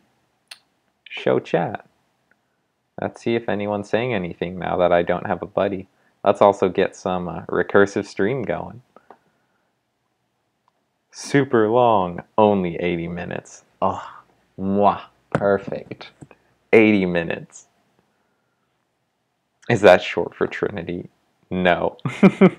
This was definitely an outlier. Usually, like, pacifist mirror matches are the only things that are this long. But, yeah, it's interesting, though. It's, in a certain sense, like, one of the... or at least a key skill in Yu-Gi-Oh! Is not just, like, making good plays, it's really endurance. Like, being, especially in the TCG, it's not as present in Trinity because we play matches over several days. But in the TCG, like, being able to sit down and play Yu-Gi-Oh! 10 rounds, 12 hours, like, that's a marathon. And you need to be ready for that and, like, continue to make good plays going into, like, hour 7. And, like, this is definitely, this is, like, Babby plays compared to like regional runs that I've had. Only 80 minutes of game is like not that much, but oof. Like the more tired you, going back to the discussion about misplays, is like they always happen and they're always going to happen, and that being tired is one of those ways that misplays happen more, which is why it's good to play when you're rested. Like, and especially like even perfect players, like air quotes perfect players, on like hour 7 are going to be misplaying. And so it's important to always keep that in mind when you're playing competitively. Did the chat actually show up? Oh, there it is. Yes, he did remember Xernatron. Yeah. So we'll see when Prawn gets back. He might have to DM me. I'll just keep an eye on Discord sometimes. Whoop.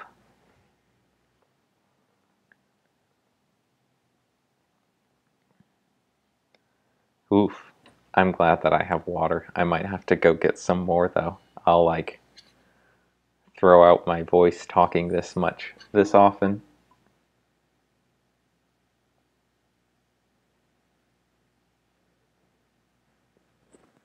15 more minutes of siding. Please no.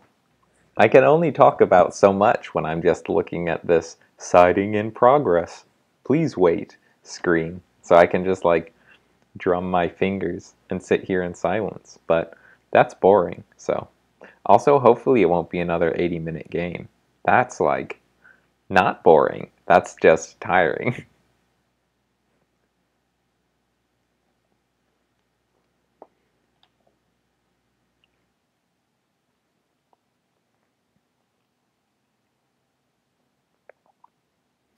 Yeah, we decided that because of like, in general, games of Trinity take longer than the TCG, especially now because the TCG is super fast paced. But also because matches are done over 2 days, we don't like to pressure people with a clock. It's like usually the only reason that a clock, like a match timer, actually exists is to help keep the event running smoothly. And obviously that matters when a whole bunch of people are gathered IRL to play Yu-Gi-Oh! And they have schedules to keep and like don't want to be there until 1 in the morning, which I have before. That was not a pleasant regional trip. But like having a match clock encourages like a lot of sharky behavior with like trying to time out your opponent for a win. And it's just like it creates incentive structures for being an asshole, which we really don't want. So it looks like Blade opened fairly well. Yeah, so we talked about Carbonettin being useful because you can Mathematician into Carbonettin, banish it for the Hunter Dragon, make a Dante in one summon, and then pitch a card to make a Beatrice all on turn 1. And we might be seeing this here. And this is one of the reasons why Mathematician is like a solid second choice to like max on Trinity-wise and Burning Abyss, because Tour Guide, we saw he was playing the King of the Abyss, I think? The level 3 Fiend Vanilla. So you can Tour Guide into that, or Math into Carbonettin into Hunter Dragon. And that means that you're running 6 ways to make Dante in 2 summons turn 1 for 1 card. Whoever wrote Hunter Dragon's flavor text is bad at English. What is Hunter Dragon's flavor text? This dragon has taken down countless prey with its sharp fangs. It strikes very quickly, because if it does not strike first, it's vulnerable to counterattack. Look at that 100 defense. Yeah, I didn't see that. I didn't see anything particularly wrong with that. Let's see what these mills were. Drogkig's fine. It's like good to it stacks your deck with a Burning Abyss, which isn't particularly useful in a lot of cases, especially because like if you make a Dante with it and then detach the milling as cost, and like the Drogkig goes on a new chain, so you don't actually send it to whatever you stack to grave. It's like, yeah, you can make yourself draw a excuse me, Scarm or Graph or Seer, which is like what he's gonna do here. But it's like unlike a Scarm would be, which just adds a Graph or Seer or Tour Guide or better to your hand. This like basically says skip your next draw phase and then add one of the better Burning Abyss monsters to your hand, which is like meh. But oh yeah, so we see he's like thinking about it here, as long as he made sure to shuffle. It's like good though, because milling a Burning Abyss means that this Dante that was made without any Burning Abyss monsters floats if it can be removed. And if it can't, then the Scarm that he just stacks means that a Beatrice is coming down soon. And that'll be a significantly earlier Beatrice than we saw last game, which might matter for like offensive pressure reasons, because like we saw last game he made Beatrice and he was already running low on good Beatrice targets. But like this game, he's still got 50 cards in deck, so he can send Lost Wind and stuff. That's a little sad when you have to heavy Storm Duster for 1, but like I'm never complaining when you manage to disrupt your opponent's Hidden City search. And with that, I think it's fairly unlikely that he'll have anything more than like a normal summon Mathematician in this case, or a set like we saw first turn last game and pass, which means that this Dante is probably becoming a Beatrice. You can see like in some ways, that last game was almost decided super early on because he missed a Scarm search turn 1, and that like mattered because he sat on a Dante for like 5+ turns, and had it been a Beatrice, he would have been in a lot better shape. So this is like a classic Shadal format play. You can math into the Squamata, into the Falco, and now the Squamata is a legal target. And the Squamata also represents destruction, so it's like, yeah, you could summon a Beatrice, and it'll just get popped for like not significantly minus because this math Falco play was only 1 card.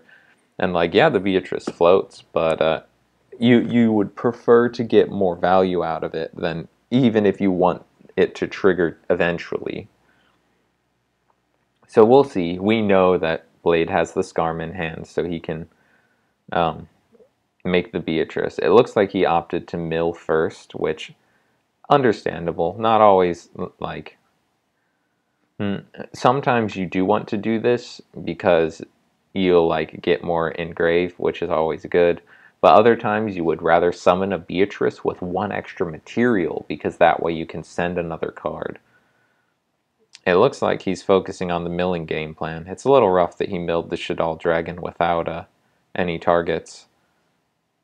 But yes, we are actually talking about this. It is, yeah, maybe weird, but also there's precedent because the month that Guilty Gear won the tournament, he did so with the Burning Abyss deck with 2 extra Tour Guide, 2 extra Math, an extra Dante, and then like Seer Luna, I think. Or maybe it was Seer Snow because Snow was at Co. Yeah, that's broken. But yeah, you see the random milling is paying off in a sense here because the card trooper hit the Hertz, which is a new card that has a very nice effect. You can just search a Cyber Dragon when it's milled. So both of these players are on the Mega Fleet game plan. That Mega Fleet's just like a really good card, especially in a slow format like Trinity. It's good enough to see play when your opponent extra links you. So like, oh, I'm getting a message from Zamano. Bod, let me co-host. Well, you're in luck, because Prawn needed a tire change, and I got Discord audio working. Okay. Yeah, and so it looks like he was still under the summon limit, so he was able to just pitch the Scarm, make the Beatrice.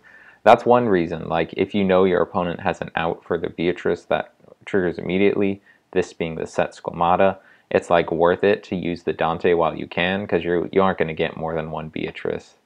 I'm in the room. Alright, that means it is my turn to go in the room. Oh, and you pinged me. Oh, you pinged me twice. I showed you my list. Please respond. Don't worry, I did. Hello, hello. Can you hear me? Okay. Am I on stream? Yes, yes. Let us know how he sounds, chat. You should pull up. Is there an echo of Bod? Yeah. Tell us about that too. Make me feel bad for all of my terrible stream setup shenanigans. Oh my goodness. Wow, what a game! What a game! That game 1, though, was brutal. I'm surprised Prawn didn't have to go to sleep or, like, die or something. Well, he did have to go get his tire changed. He'll be back later. I know that the Rothschildian spikes I laid on the ground so that I could become the co-host worked correctly. Oh, but this one, inversely, does not look nearly as close. Yeah, we were talking about that, like, or I was, I guess. That was after Prawn left. Missing that Scarm search, like, turn 1, actually really had an impact on the flow of the game last game, because it meant that Blade was sitting on a Dante in defense mode for like a bajillion turns instead of a Beatrice, and a Beatrice is significantly better than a Dante. And inversely, here you kind of get to see the actual power of Beatrice, which is an insanely broken card.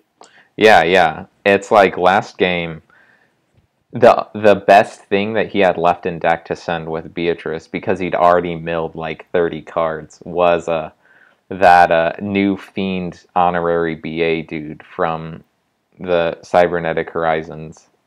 And now he has 41 cards and plenty more options for... oh, this is kind of rough. That's a hilarious card that is going to accomplish very little. Yeah. He can Farfa it, which is like the classic in-engine Beatrice defense play. Or Alich. Better idea to Alec it. Yeah. I say Alich because it don't get a lot bothers of opportunity to actually Alec something. Yeah. It's like good, but the way the chain links work, it doesn't actually negate a lot of the things that you want it to. Are we playing with EU or US rules? What is this about? So what Kitsune is asking has to do with Magic the Gathering. Because there's recently been a very popular rules discrepancy where... oh, okay, never mind. I'm stupid. He's asking about Called by the Grave, I believe. Something. The question here, of course, if you want to elaborate, Bod, because I know I'm going to screw this up, has to do with if a monster has to be in the location mandated on the activation text when its effect activates, or if it can just be in there at any point when its effect could activate. Yeah, so I'm guessing that it's DD Crow versus the eventual Scarm or whatever. Or not Scarm, the eventual Farfa or whatever. And I believe we go by EU rulings, which means that you can... Matter?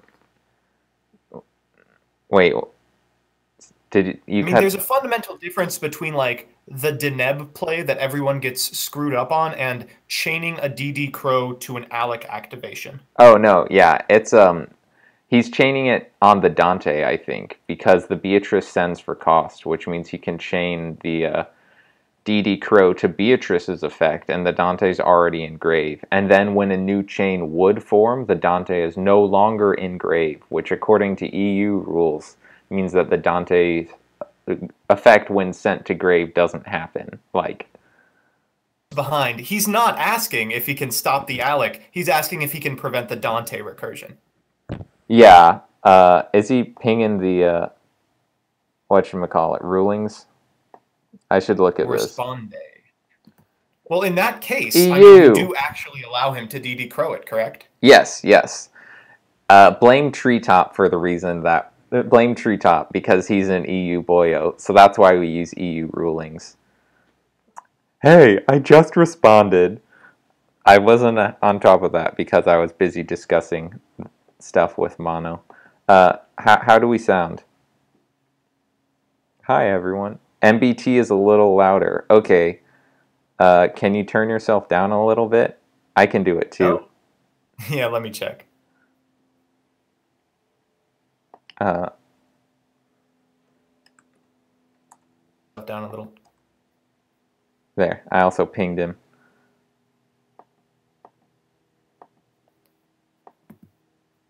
I'm going to call you slurs in Italian. Pezzo demi. Don't let Siberian hear this.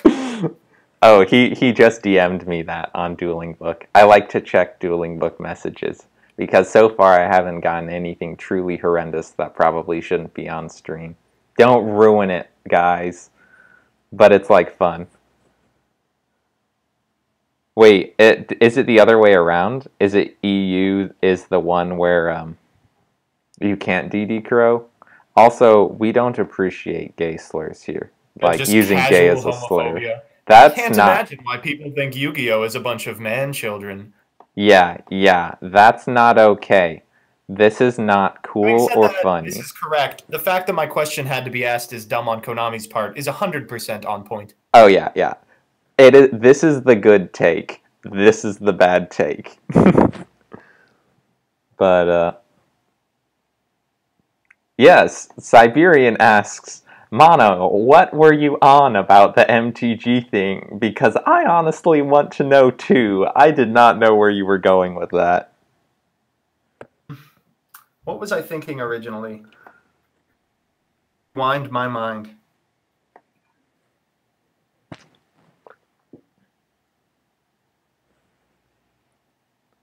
Well, it looks like he went for the Farfa on the Thousandized instead of the Alec, which is like fine. It obviously still works. I think that's one of those things that could be a minor optimization. Like Farfa is easier to use better than Alec is. So when you have a chance to use Alec and not Farfa, you want to use the Alec first because that way you still have the Farfa for later. Yeah. This means the Thousand Eyes Restrict lives, correct? Let's see. It is destroyed during the end phase. Whereas Farfa, well, now it's in hand, so I can't look at the text, but it also returns in the end phase. But because it says during the end phase, that means, I think it's like Lightsworns, where... My question has nothing to do with that. My question has to do with the it on Instant Fusion. Oh. Well, yeah, I mean, it's it, not that target, or like whatever. It doesn't change the monster. It still counts as being special summoned, specifically being special summoned by Instant Fusion, I think. Actually, I don't know. It was Fusion summoned successfully. Maybe we should go check. Yeah, you should look it up. We can get another judge to weigh in. It's going to be a problem almost immediately. Right now, just about. As I expected, once the monster leaves the field, the effect of Instant Fusion is no longer applied to it. Alrighty, that's good to know. Yeah. That's an extremely large problem because Thousand Eyes Restrict has more text on it. Oh my gosh.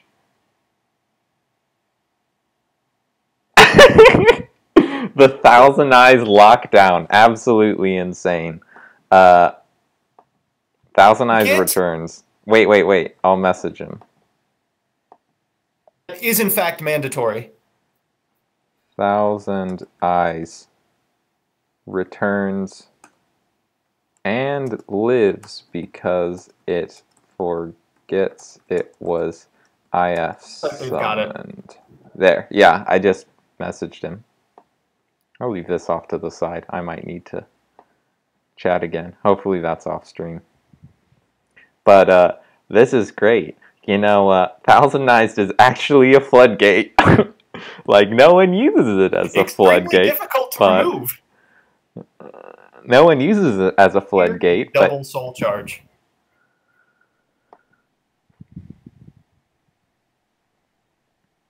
Yeah, so in this case, that actually ended up being a huge misoptimization using the Farfa instead of the Alec there, because the Alec would have negated it right through the end phase, and then it would have died because of Instant Fusion. The Farfa just made it live, and now it's a pain. It's good to know your rulings. Yu-Gi-Oh! Is a hard game.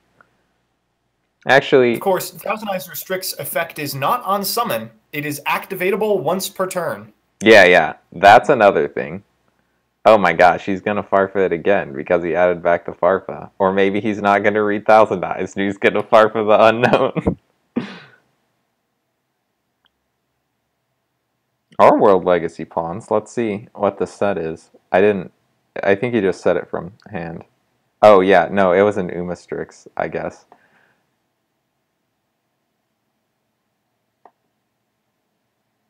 Is this another question about the same thing? The Umastrix was flipped up on the field, but is no longer on the field on the new chain when its effect would activate. Does the Umastrix work? I believe yes. This is a magnet for this specific ruling. Yeah, but if we're following EU, it does in fact work. Yeah, this is exactly what we just asked about. This is like yeah. This is why he asked about EU, though I didn't keep that straight. I just knew it was different across US and EU, and I mixed up which is which because I have a specific memory that I think I mentioned in a feature match before about being at a regional and the head judge was announcing it, and it was the Mermail, Abyss Turge, and Heavy Infantry versus Soul Drain. And you could Abyss Turge, pitch the Heavy Infantry, add the Heavy Infantry, and pop the Soul Drain.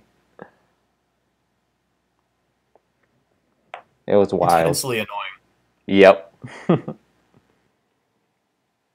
your opinion, while they squabble over this real quickly, how should this ruling be resolved? How would you like to see it unified across all formats? That's an interesting question. I vehemently dislike the idea that you can use DD Crow to negate random graveyard effects by having them not be in the graveyard, but I also feel like it's very unintuitive to have monsters activate their effects like after already being banished. Like activate a flip effect after being banished, like before they can reach a window where they're just flipped face up. Value intuition over almost everything else in this game, and as a result would prefer to see United States ruling standardized. Mm-hmm.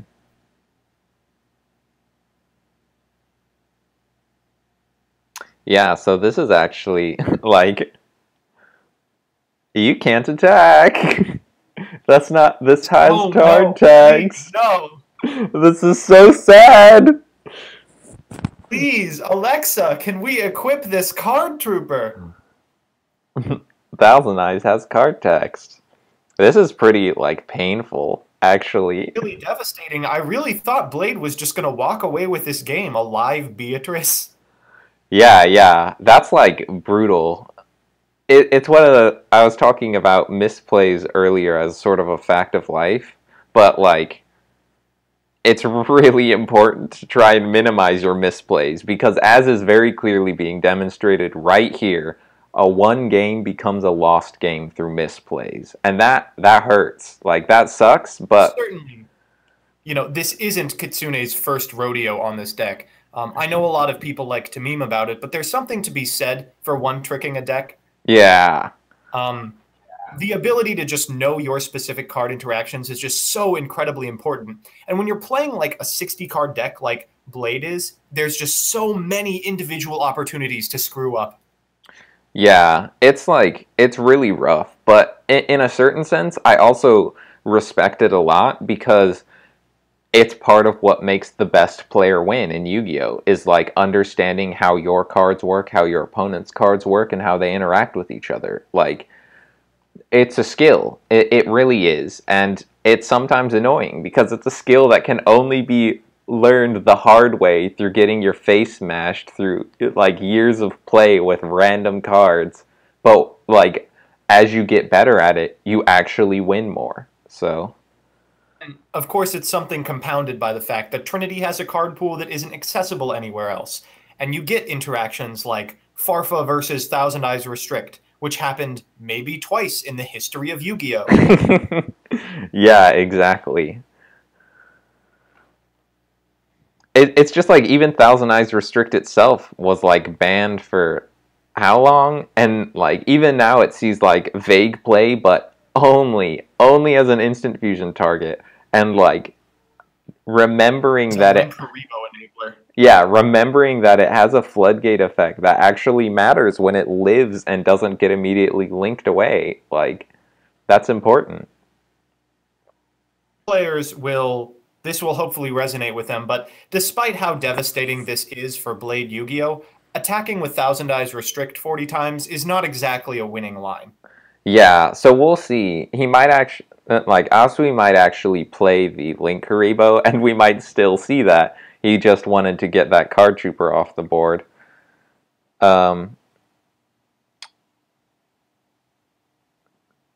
Yeah, it has to be destroyed in your control so it doesn't get its float effect. But I was gonna say this World Legacy Pawns with the Umastrix is like savage. Win condition. Yeah, that's a win condition. Legacy Pawns and Subterra Final Battle make and break this deck. They're just incredible. Yeah, it might be slight spoilers, but if I recall correctly, someone who was on Flip in the tournament actually used a Trinity on a second copy of World Legacy Pawns.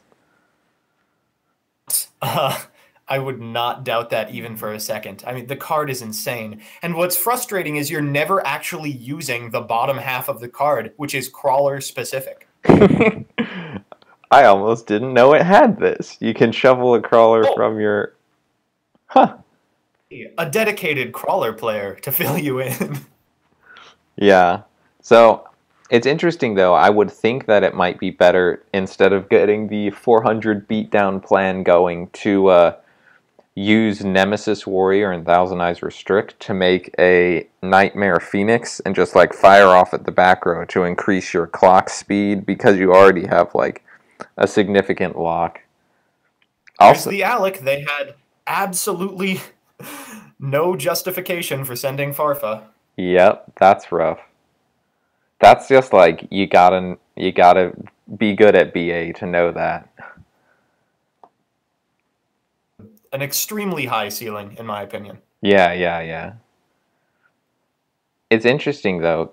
Curry Bandit tributes its cost, and it's just during the end phase. But Asui had the option of, when Blade declared intent to enter end phase, to use the pawns to flip the Uma and try and banish. Though it would have like given Blade the option to decline going into end phase and try and make a play main phase 2. I think that may have been worth it, but we'll see. For now, Asai is certainly fine with letting this happen. Yeah, he's in such a commanding position that probably doesn't matter. Let's see if this is the turn where he links... Yeah, this is the turn where he links away the Thousand Eyes to like actually have a clock, or if he keeps on the 400 beatdown plan. Because it's looking... Thousand Eyes will likely be the final turn. That's a lot of back row, though. I can understand being a little scared. Like, theoretically, you could just get destroyed by a torrential tribute here, and this game would, like, not be over in the slightest, because it's still, like, 5 cards to 7.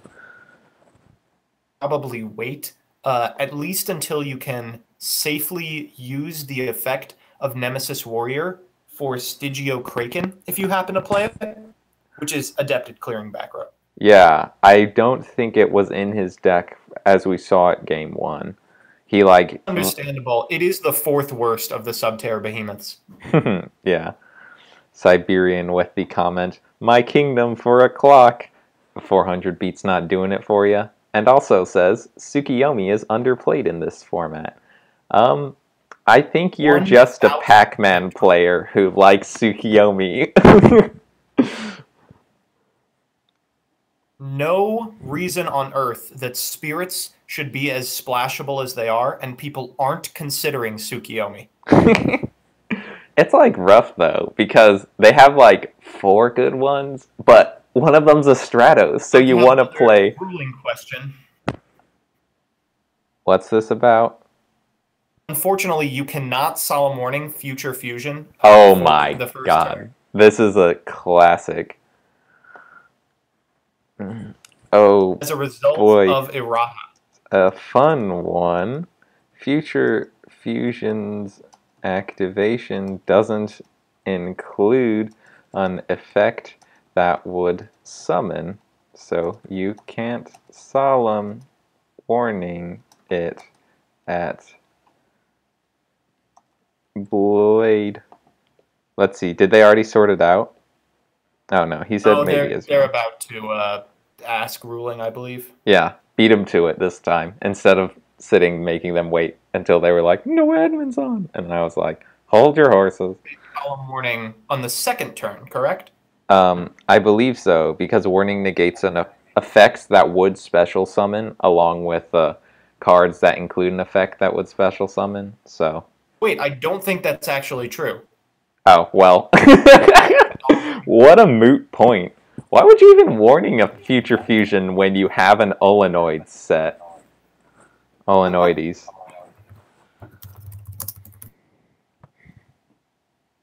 Whatever.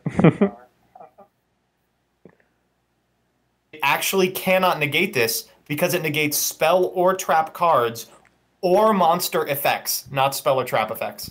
I was gonna say, I was vaguely sure that that was the ruling on it, because it was that's like the Gear Town ruling. You can't warning the activation of Gear Town, and you can't warning the spell or trap effect of Gear Town, because it's not on activation. Similar to, oh, what's the card? Trickstar Reincarnation. Yeah. Example. Do you have headphones or something? I hear a little bit of feedback of my voice. But I can turn you down. Okay. Oh my lord. He just called by the grave the DD Crow. Savagery. Chain Link 4. Subterror Fiendus. Oh my god. Incredible. So the Chain Link is Fiendus negating the effect of Called by the Grave, negating the effect of DD Crow, banishing the Dante that's targeted by Back to the Front. Yeah, but Asui is the one who came out on top that one.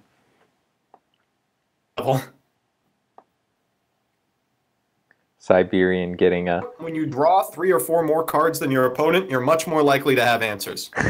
Yeah.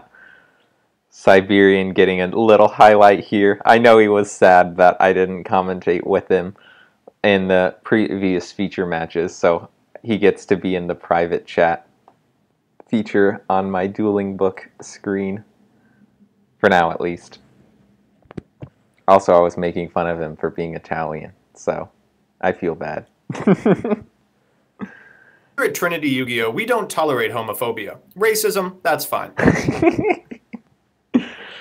Siberian.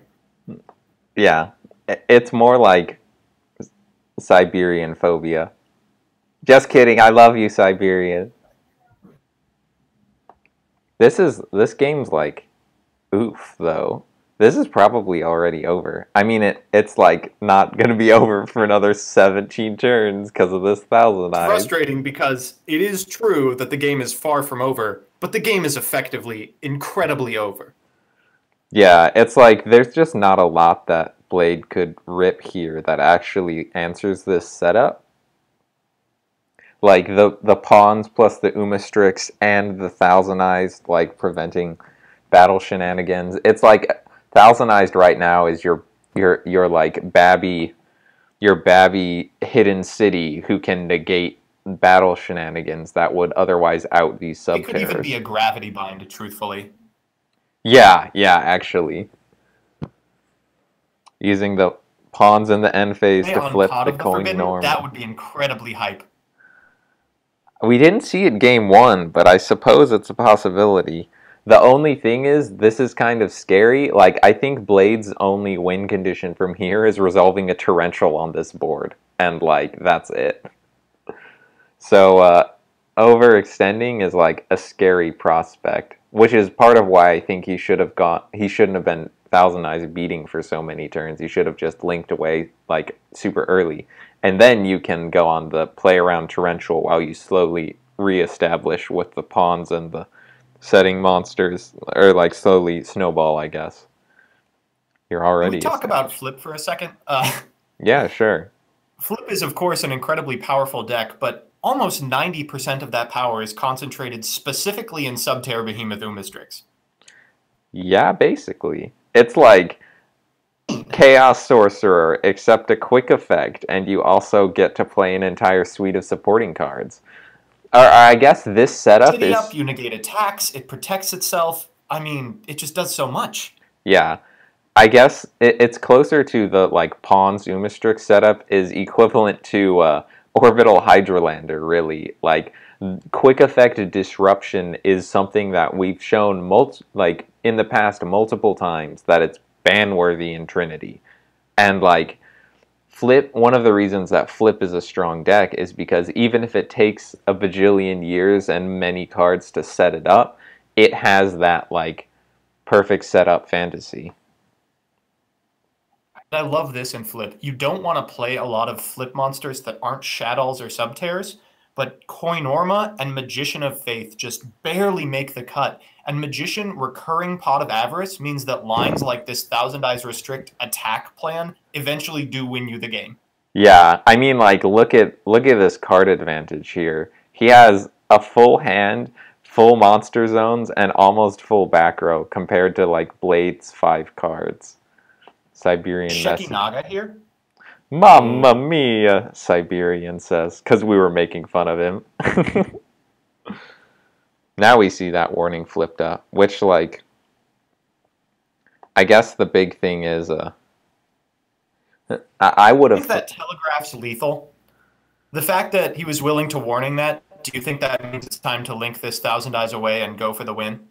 Yeah, yeah. I mean, in my opinion, he would have probably Thousand Eyes, like, fused with the Thousand Eyes then the Hedgehog into a Winda, because that can sort of play through Mirror Force and Torrential a little bit while keeping your, like, big boy setup.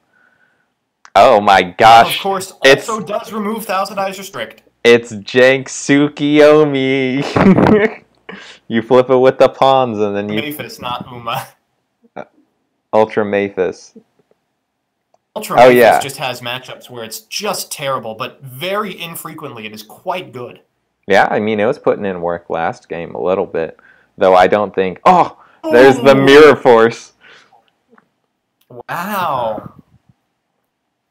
He really slow rolled that. I guess, like, that's sort of the power...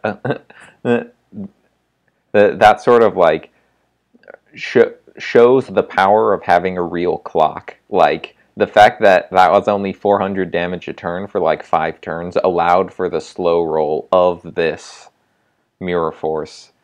This is unfortunate. I believe Mega Fleet actually says from the extra monster zone. Yes, this, like, he cannot Mega Fleet this because it is not an extra monster zone. No. Oh my lordy! We saw these bad boys last game. Yeah. The thing is, he has it's hilarious, but truthfully doesn't do a whole lot. Yeah, he has to flip the Thousand Eyes, and then he still gets Umastrix in the battle phase. So... It just makes it more likely that the spell and trap cards that Blade is playing become more live. Yeah, this is like... And the Warrior too. Oh my goodness. He just... Oh wait, he did it to chump. Gotta do, not to die. Yeah, I was like, does he have a Dante play too? Wowzers. But no, he did not. Unfortunately, activating Umastrix and then flipping it face down does win the game here. Yeah, this is like... Everything beyond that is probably just styling. Last game, though, like... Subterra Nemesis Warrior is just so good because it's one of the cards that's, like, actually infinitely recurable for as long as your setup is solid. And this should be the game. That one was a little shorter than... As it was to Called by the Grave DD Crow, there's no way that the correct Called by the Grave wasn't Subterra Nemesis Warrior. Yeah. It's like, I understand wanting to get your Dante going, but you're losing your Dante to an Umastrix too. So, like, it was just, oof. Yeah, so that was a fantastic game. Yeah, fantastic match, really. That was the Endurance, if nothing else. Yeah, August Trinity Tournament Round 1 feature match. And this is a double feature because Asui is now playing Sino for their semi-final match. Sune is actually playing Sino after this. No way! Yes, like we're going right into it, hopefully. Woo! I'll just send along a message.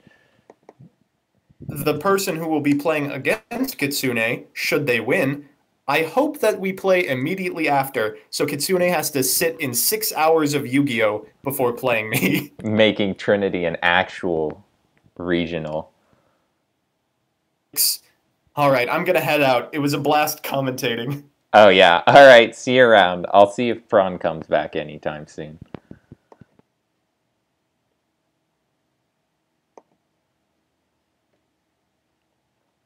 Okie dokie. A whole bunch of stuff in the Discord popping off, but we have some games to focus on. Alrighty. I'm already streaming and stuff, so no 20 minutes of waiting while I troubleshoot. Well. Okie dokie. Quit. And watch. Actually, one sec. Shoutouts to the fun decks only guy in traditional unrated. Now we watch. Should pop up any moment now because he's already hosting. That's a good idea. 1 second stream.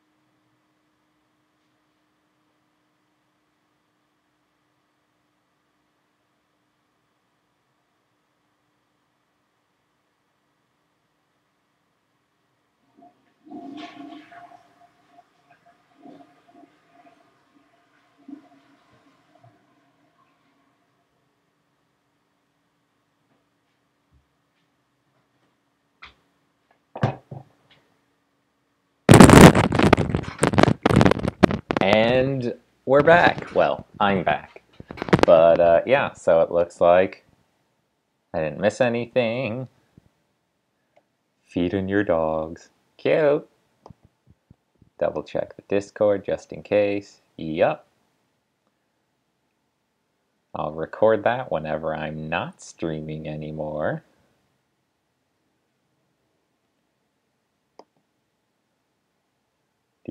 Do. Wait, are you serious? No. Oh dear. Is something about to happen?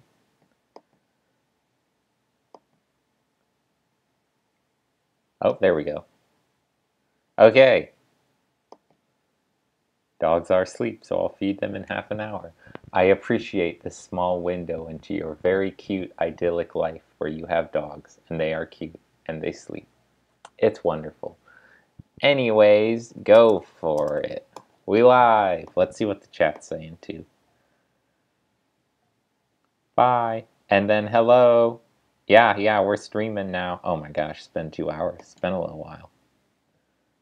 I hope you two aren't sorting anything. I heard a worried shout from Sino in the Discord. Yes, I did message.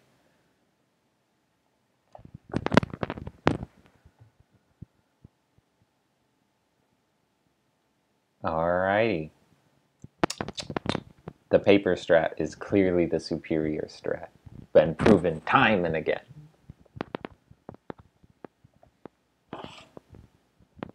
Oh, the Future Fusion open. That wasn't really relevant in the past games because it either got removed immediately or like it had already lost all of its targets because they were all fused out of the deck through other means. But let's see whether or not Sino has any spell and trap removal, or at least like Nightmare Phoenix access in his opener, because setting up like with Shaddoll effects that trigger in the grave is like, honestly, like that's even better than eventually getting the monster. It like doesn't even matter. You can like check send Subterror Nemesis Warrior, or you can like Winda and send Zernatron like we saw in game 1 of the last match. And it looks like Sino has exactly a good way to access Nightmare Phoenix here with the classic Gofu play and Link Karibo and Phoenix, I imagine. And then a pitch and a draw. Hello again. Sorry, I found this and it's actually funnier. Well, I'm not clicking on a link on stream, so sorry about that. Pitching Metaverse, that's kind of interesting. I can't help but imagine that he already has access. He missed a draw. That is not mandatory, so that's just a big oof moment.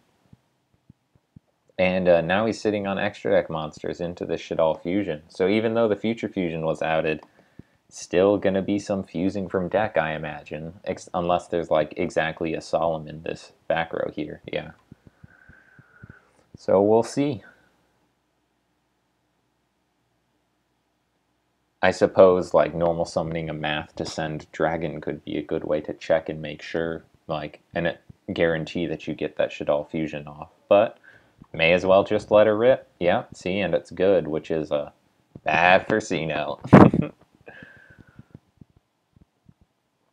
So we'll see what Asui picks here, because they have like access to any attribute basically. So it looks like Core might be. Core is a very reasonable go-to because it can summon a Cyber Dragon from deck if you banish it. So it's like good in grave. Another thing like we saw last match is Hurts triggers when it's sent to the grave to search. And oof. So the dragon popping the back row, I'm not sure about that. That's like, it's fine, it's good. You can clear the way and like may as well take the plus that you can get while you have a plus. But knowing that this back row wasn't anything that actually stops a play that uses a monster effects or summons, like I might not even be afraid. It at least like started to smell like a brick back row, and as you can see, it sort of was because there are no spirals in grave, and so it was useless. So now we get to see why he pitched the Metaverse. He did already have the Spiral Resort, and I guess he just didn't feel the need because of the graveyard cost. He didn't want to return the Gofu, I guess. But yeah, now he can fetch Super Agents, and we'll see how he can pop off. This Rescue is it has a strong grave effect, which is why I'm like a little hesitant on firing off the dragon at it too, because you can banish it from grave to summon a spiral monster from the grave. And it looks like that Super Agent hit is pretty brutal because this Rhoda is now a tough, which can also fire off at the Construct. However, the Construct still floats, which means if he goes into the double Helix, which is what you would want to do in this situation, you could then, I guess the Link Karibo is still there, but it's just not exactly a clean situation, because this Shaddoll Fusion's coming back and fusing from deck again in all likelihood. I suppose double Helix is powerful enough, especially when you're already sitting on a Spiral Mission Rescue in grave, that it's worth just firing off anyways. I guess the question is, do you tough the Construct or do you leave it up? Because that way it won't get the float. You could just tough the other dude. Yeah, so it looks like he's toughing this Coin Norma, which is a good hit, and then leaving the Construct up because he can still go for double Helix under the summon limit here. Or alternatively, he can XYZ into a Castel because of the Link Karibo's Link Arrows, which, that's a fine play. He still has, like, Resort up, he still has Rescue in grave, and now one, but soon to be, yeah, so 2 targets. And he can opt to return a tough or super agent for the resort search, but I don't imagine he would because he wants to search a quick fix or something. Instead, he can return the Nightmare Phoenix or the Gofu. Wait, actually, I'm not sure on that ruling. It's, once returned during your end phase, shuffle 1 monster from your graveyard into the deck or destroy this card. I guess the extra deck counts as the deck, but it looks like he decided to shuffle the super agent because he was interested in searching that next turn. But he's still in like a reasonably powerful position. The rescue's still live. However, he has Asui still has the core, so I'm not sure if normal summoning Math before using the core was the correct play, because you can core into Sidra, into Mega Fleet with the Link Karibo and hit over the Castel and stay in this grind. But I suppose if he wants to do something that's more than this one summon with this Math, then he'll have other plans. But the thing is, like, Math would have slotted very neatly into that, because you can just one summon Math, send like a Zephyros or something, and then like continue to set up without worrying about the summon limit there, and then it's back to Sino to try and like respond to your board. Though I suppose leaving up the resort for another turn is really scary, because that's once per turn. That's not activation. Oof. The fact that he did this and only sent a Zephyros, I'm not sure if that was the correct play. I guess like using Mega Fleet on a Link Karibo is like not necessarily the best use of resources, but I worry that he's just going to get blown out and or OTK'd off of this resort rescue. He can like resort the super agent, rescue the tough, special super agent to check for tough pop mathematician, and that's without using his normal summon and only on one summon. So he can then double helix into something else if he so desires. So I have a feeling that this game is about to take a nosedive for Asui here, and Sino's gonna pop off. He can like resort into drone, or he just has like the world is his oyster at this point. Resort was left up for a turn and he had a live rescue. So you can see where it's really starting to bite him. It's like rescue is just in general a good card. Like once per turn you can add a spiral monster engraved to hand is like a reasonable grind card. But also like its graveyard effect is just like woo. Oof. So it looks like, yeah, wow, that was a that was exactly how I saw that one going. Though Kitsune here took a couple steps out of it. Yeah, though it's sort of like what we were talking about in the last match. It's technically probably better to force your opponent to go through with it, because they might misplay, they might think they have game and then not, and you never know. But I really can understand why someone would want to get this over with fast after like spending 2 hours on last match and like doing them back to back. But thank you for the double feature. You'll get your fill of stream presents. Check the chat. Yeah, you cannot return extra deck monsters with resort. I thought it was something like that. Looks like that was not a good call, though. I have a hunch that spirals are actually ridiculously strong, because they've kind of been really strong, but they've sort of like they've sort of like been played in like very explicitly unoptimized ways, but still had a lot of success. Like, goodness gracious, Sino here is main decking Mystic Piper in his deck, and like, I know it's a fun meme, but there is no way that that is optimal when you're not including something like Spiral Sleeper.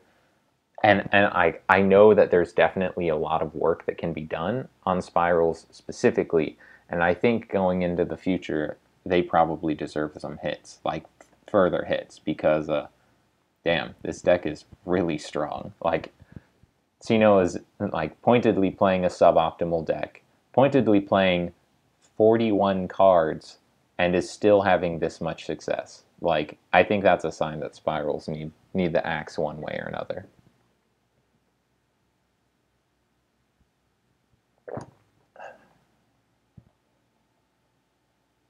That's sort of interesting. They're both playing Mathematician to send Zephyros, which is not bad at all. It's just not a particularly common play, because Zephyros is a fairly slow way to generate advantage. even when I played Minerva Sworn, and Zephyros is like a level 4 that if you randomly mill, you're like, oh yeah. It wasn't like actually that great because like it's just so slow and difficult to set up. But I suppose both of them are playing a lot of well, Spirals play a lot of equip spells, which are free, like you can freely return with Zephyros. But also both are on field spell heavy decks.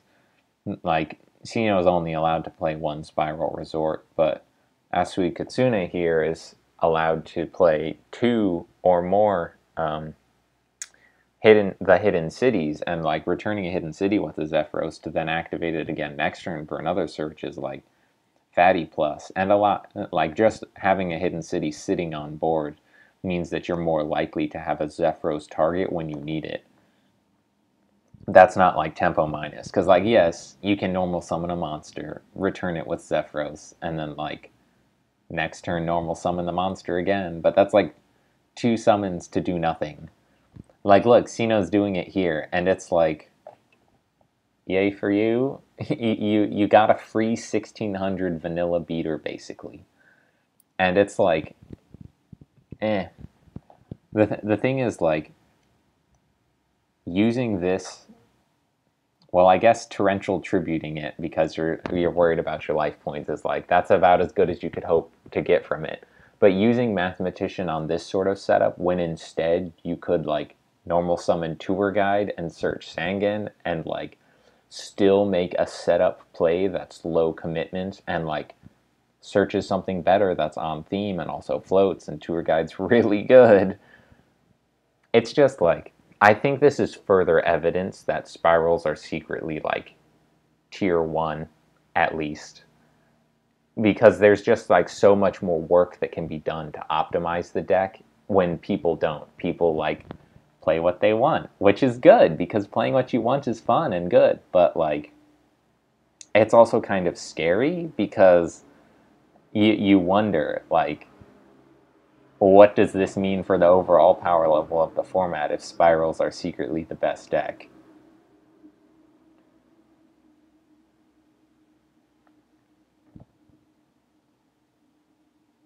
That's a very strange question to ask. I guess you were watching the stream previously and saw some of the EU ruling confusions. No, that is not how that works at all. Because Torrential would be activated on the same chain as Mathematician, that's not even a concern. I wondered about that. When I saw him send the Tough, I was like, maybe that's a rescue in there. DD Crow is a really solid side versus Spirals because they really want this graveyard setup with the Quick Fix, Drone has a graveyard effect, Rescue has a graveyard effect, and another effect that fetches from the grave.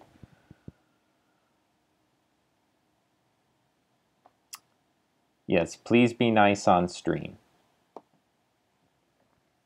Spygal Misty is surprisingly good despite not actually being a Spiral. If it were a Spiral, it would be impossibly good. But as is, it's still incredibly powerful. This is a pretty rough situation here. Like, yes, you can search for your broken Shaddoll fusion here with the Hedgehog, but it's telegraphed. And so Sino can know not to just throw all of his monsters into like a big extra stuff. So yeah, it's Asui here is like understanding that and willing to just search the L, or alternatively he already has the Shaddoll and has to search the L, which I think is a very good sign that Sino's gonna close this game out pretty soon, because having 2 fusions without having further plays is like, oof. But Prohibition on Super Agent is fairly good against this Spiral-specific deck. However, even though it doesn't affect anything on board already, it means that this clock is probably not going to get faster than just Misty Beatdown, and it prevents any like further setup using this Misty. Like, it turns off Misty's Spiral Super Agent effect because there aren't any Spiral Super Agents on board. So I think Prohibition is a fairly strong side in like Trinity siding standards, because there aren't any like huge blowouts, because those aren't fun. versus spirals specifically. It's still rough though, because the fact that we now have seen Prohibition, one Unknown Spell or Trap, and two, like potentially two Shaddoll fusions. This is like a very dead looking hand, and even just 1500 beats is like really. This is like a fast clock that was made even faster with this Cosmic Cyclone. Of course, you can't let a Resort resolve. That's too powerful. We saw last game, it stood there for 2 turns and like completely blew Asui out of the water. But like, Sino being able to like reasonably predict that there's a Shaddoll fusion, not the L variety, in Asui's hand here means that like Misty beats is all that he needs, especially because Misty has another effect that oh wait, no, this is one of the more fair ones who's on summon, not like Tough who's once per turn. Oh boy, it looks like Sino's going for game here. Please no salt.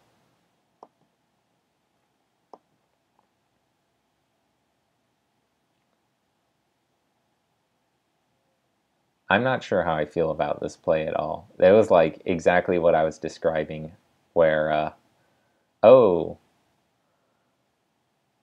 yeah, so this should be game. 317, 25. Because Juraghetto can attack and then use its effect on the Misty.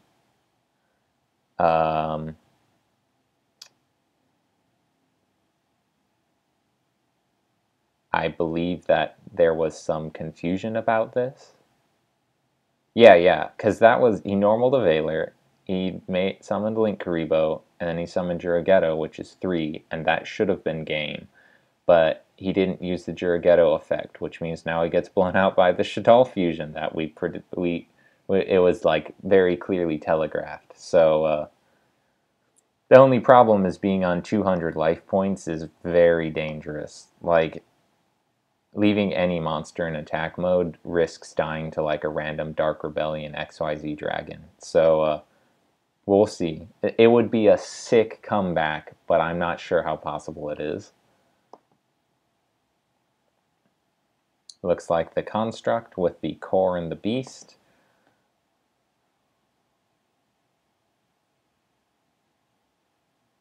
And then Construct's other effect can send whatever it wants. That's interesting. You can construct this chain however you choose. I believe that it's better to construct this chain with Construct on the end, unless you're fearing like a Ghost Ogre specifically, because that way you can influence your draws by sending with Construct first, because like chains resolve backwards, you know. Then you're less likely to draw something. It's like if he had drawn Falco off that Beast draw, that would have been pretty killer. But the fact that he didn't means that this is fine. And it's also like very defensible to say that protecting yourself from Ghost Ogre in this situation is like way scarier. Something to keep in mind though is that this Linkuriboh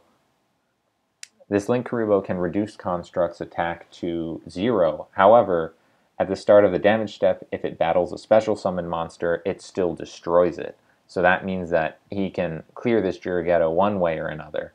And leaving Sino with the ability to make a rank 4 with the Misty and the Juraghetto is like that would be blowout. But leaving the ability to make a Link 2 with just the Kuriboh and the Misty isn't a big concern to the same degree. And hopefully for Asui here, these back row are real, and this Prohibition, like, honestly does do a lot of work for Sino's ability to extend, because many, if not all, of his cards require a super agent, and even like the equipped require a spy roll monster, not a spy gal.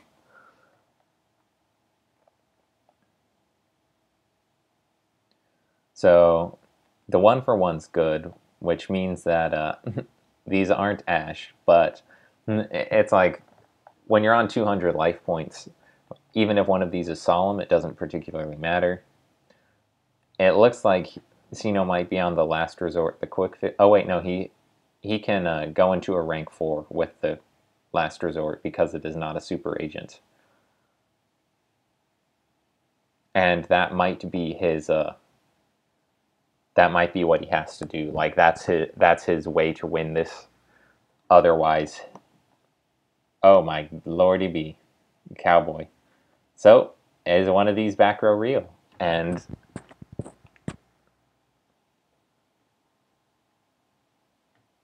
let's find out. Because otherwise it is pew pew game. Think on summon. Maybe it's a torrential. I think it would be 100% worth torrentialing this board. Like, A, because you die if you don't. But B, the Falco resets itself and the construct floats. So you don't have to worry about that. And, I mean, any other back row, if it's real, you have to use it. So, like, yep, you've got it or you don't. I hope that this goes to a game 3. Oh,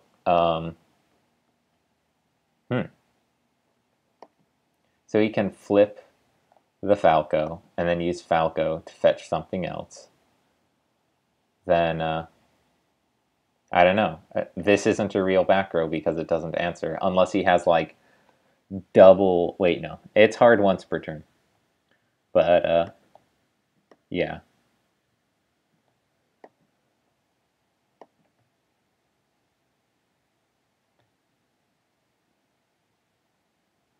Okay, so it looks like neither of these are real, but he's trying to figure out a way to prevent this cowboy from dealing damage. So he can go into Winda, and like that's it. But Winda doesn't actually lock him out.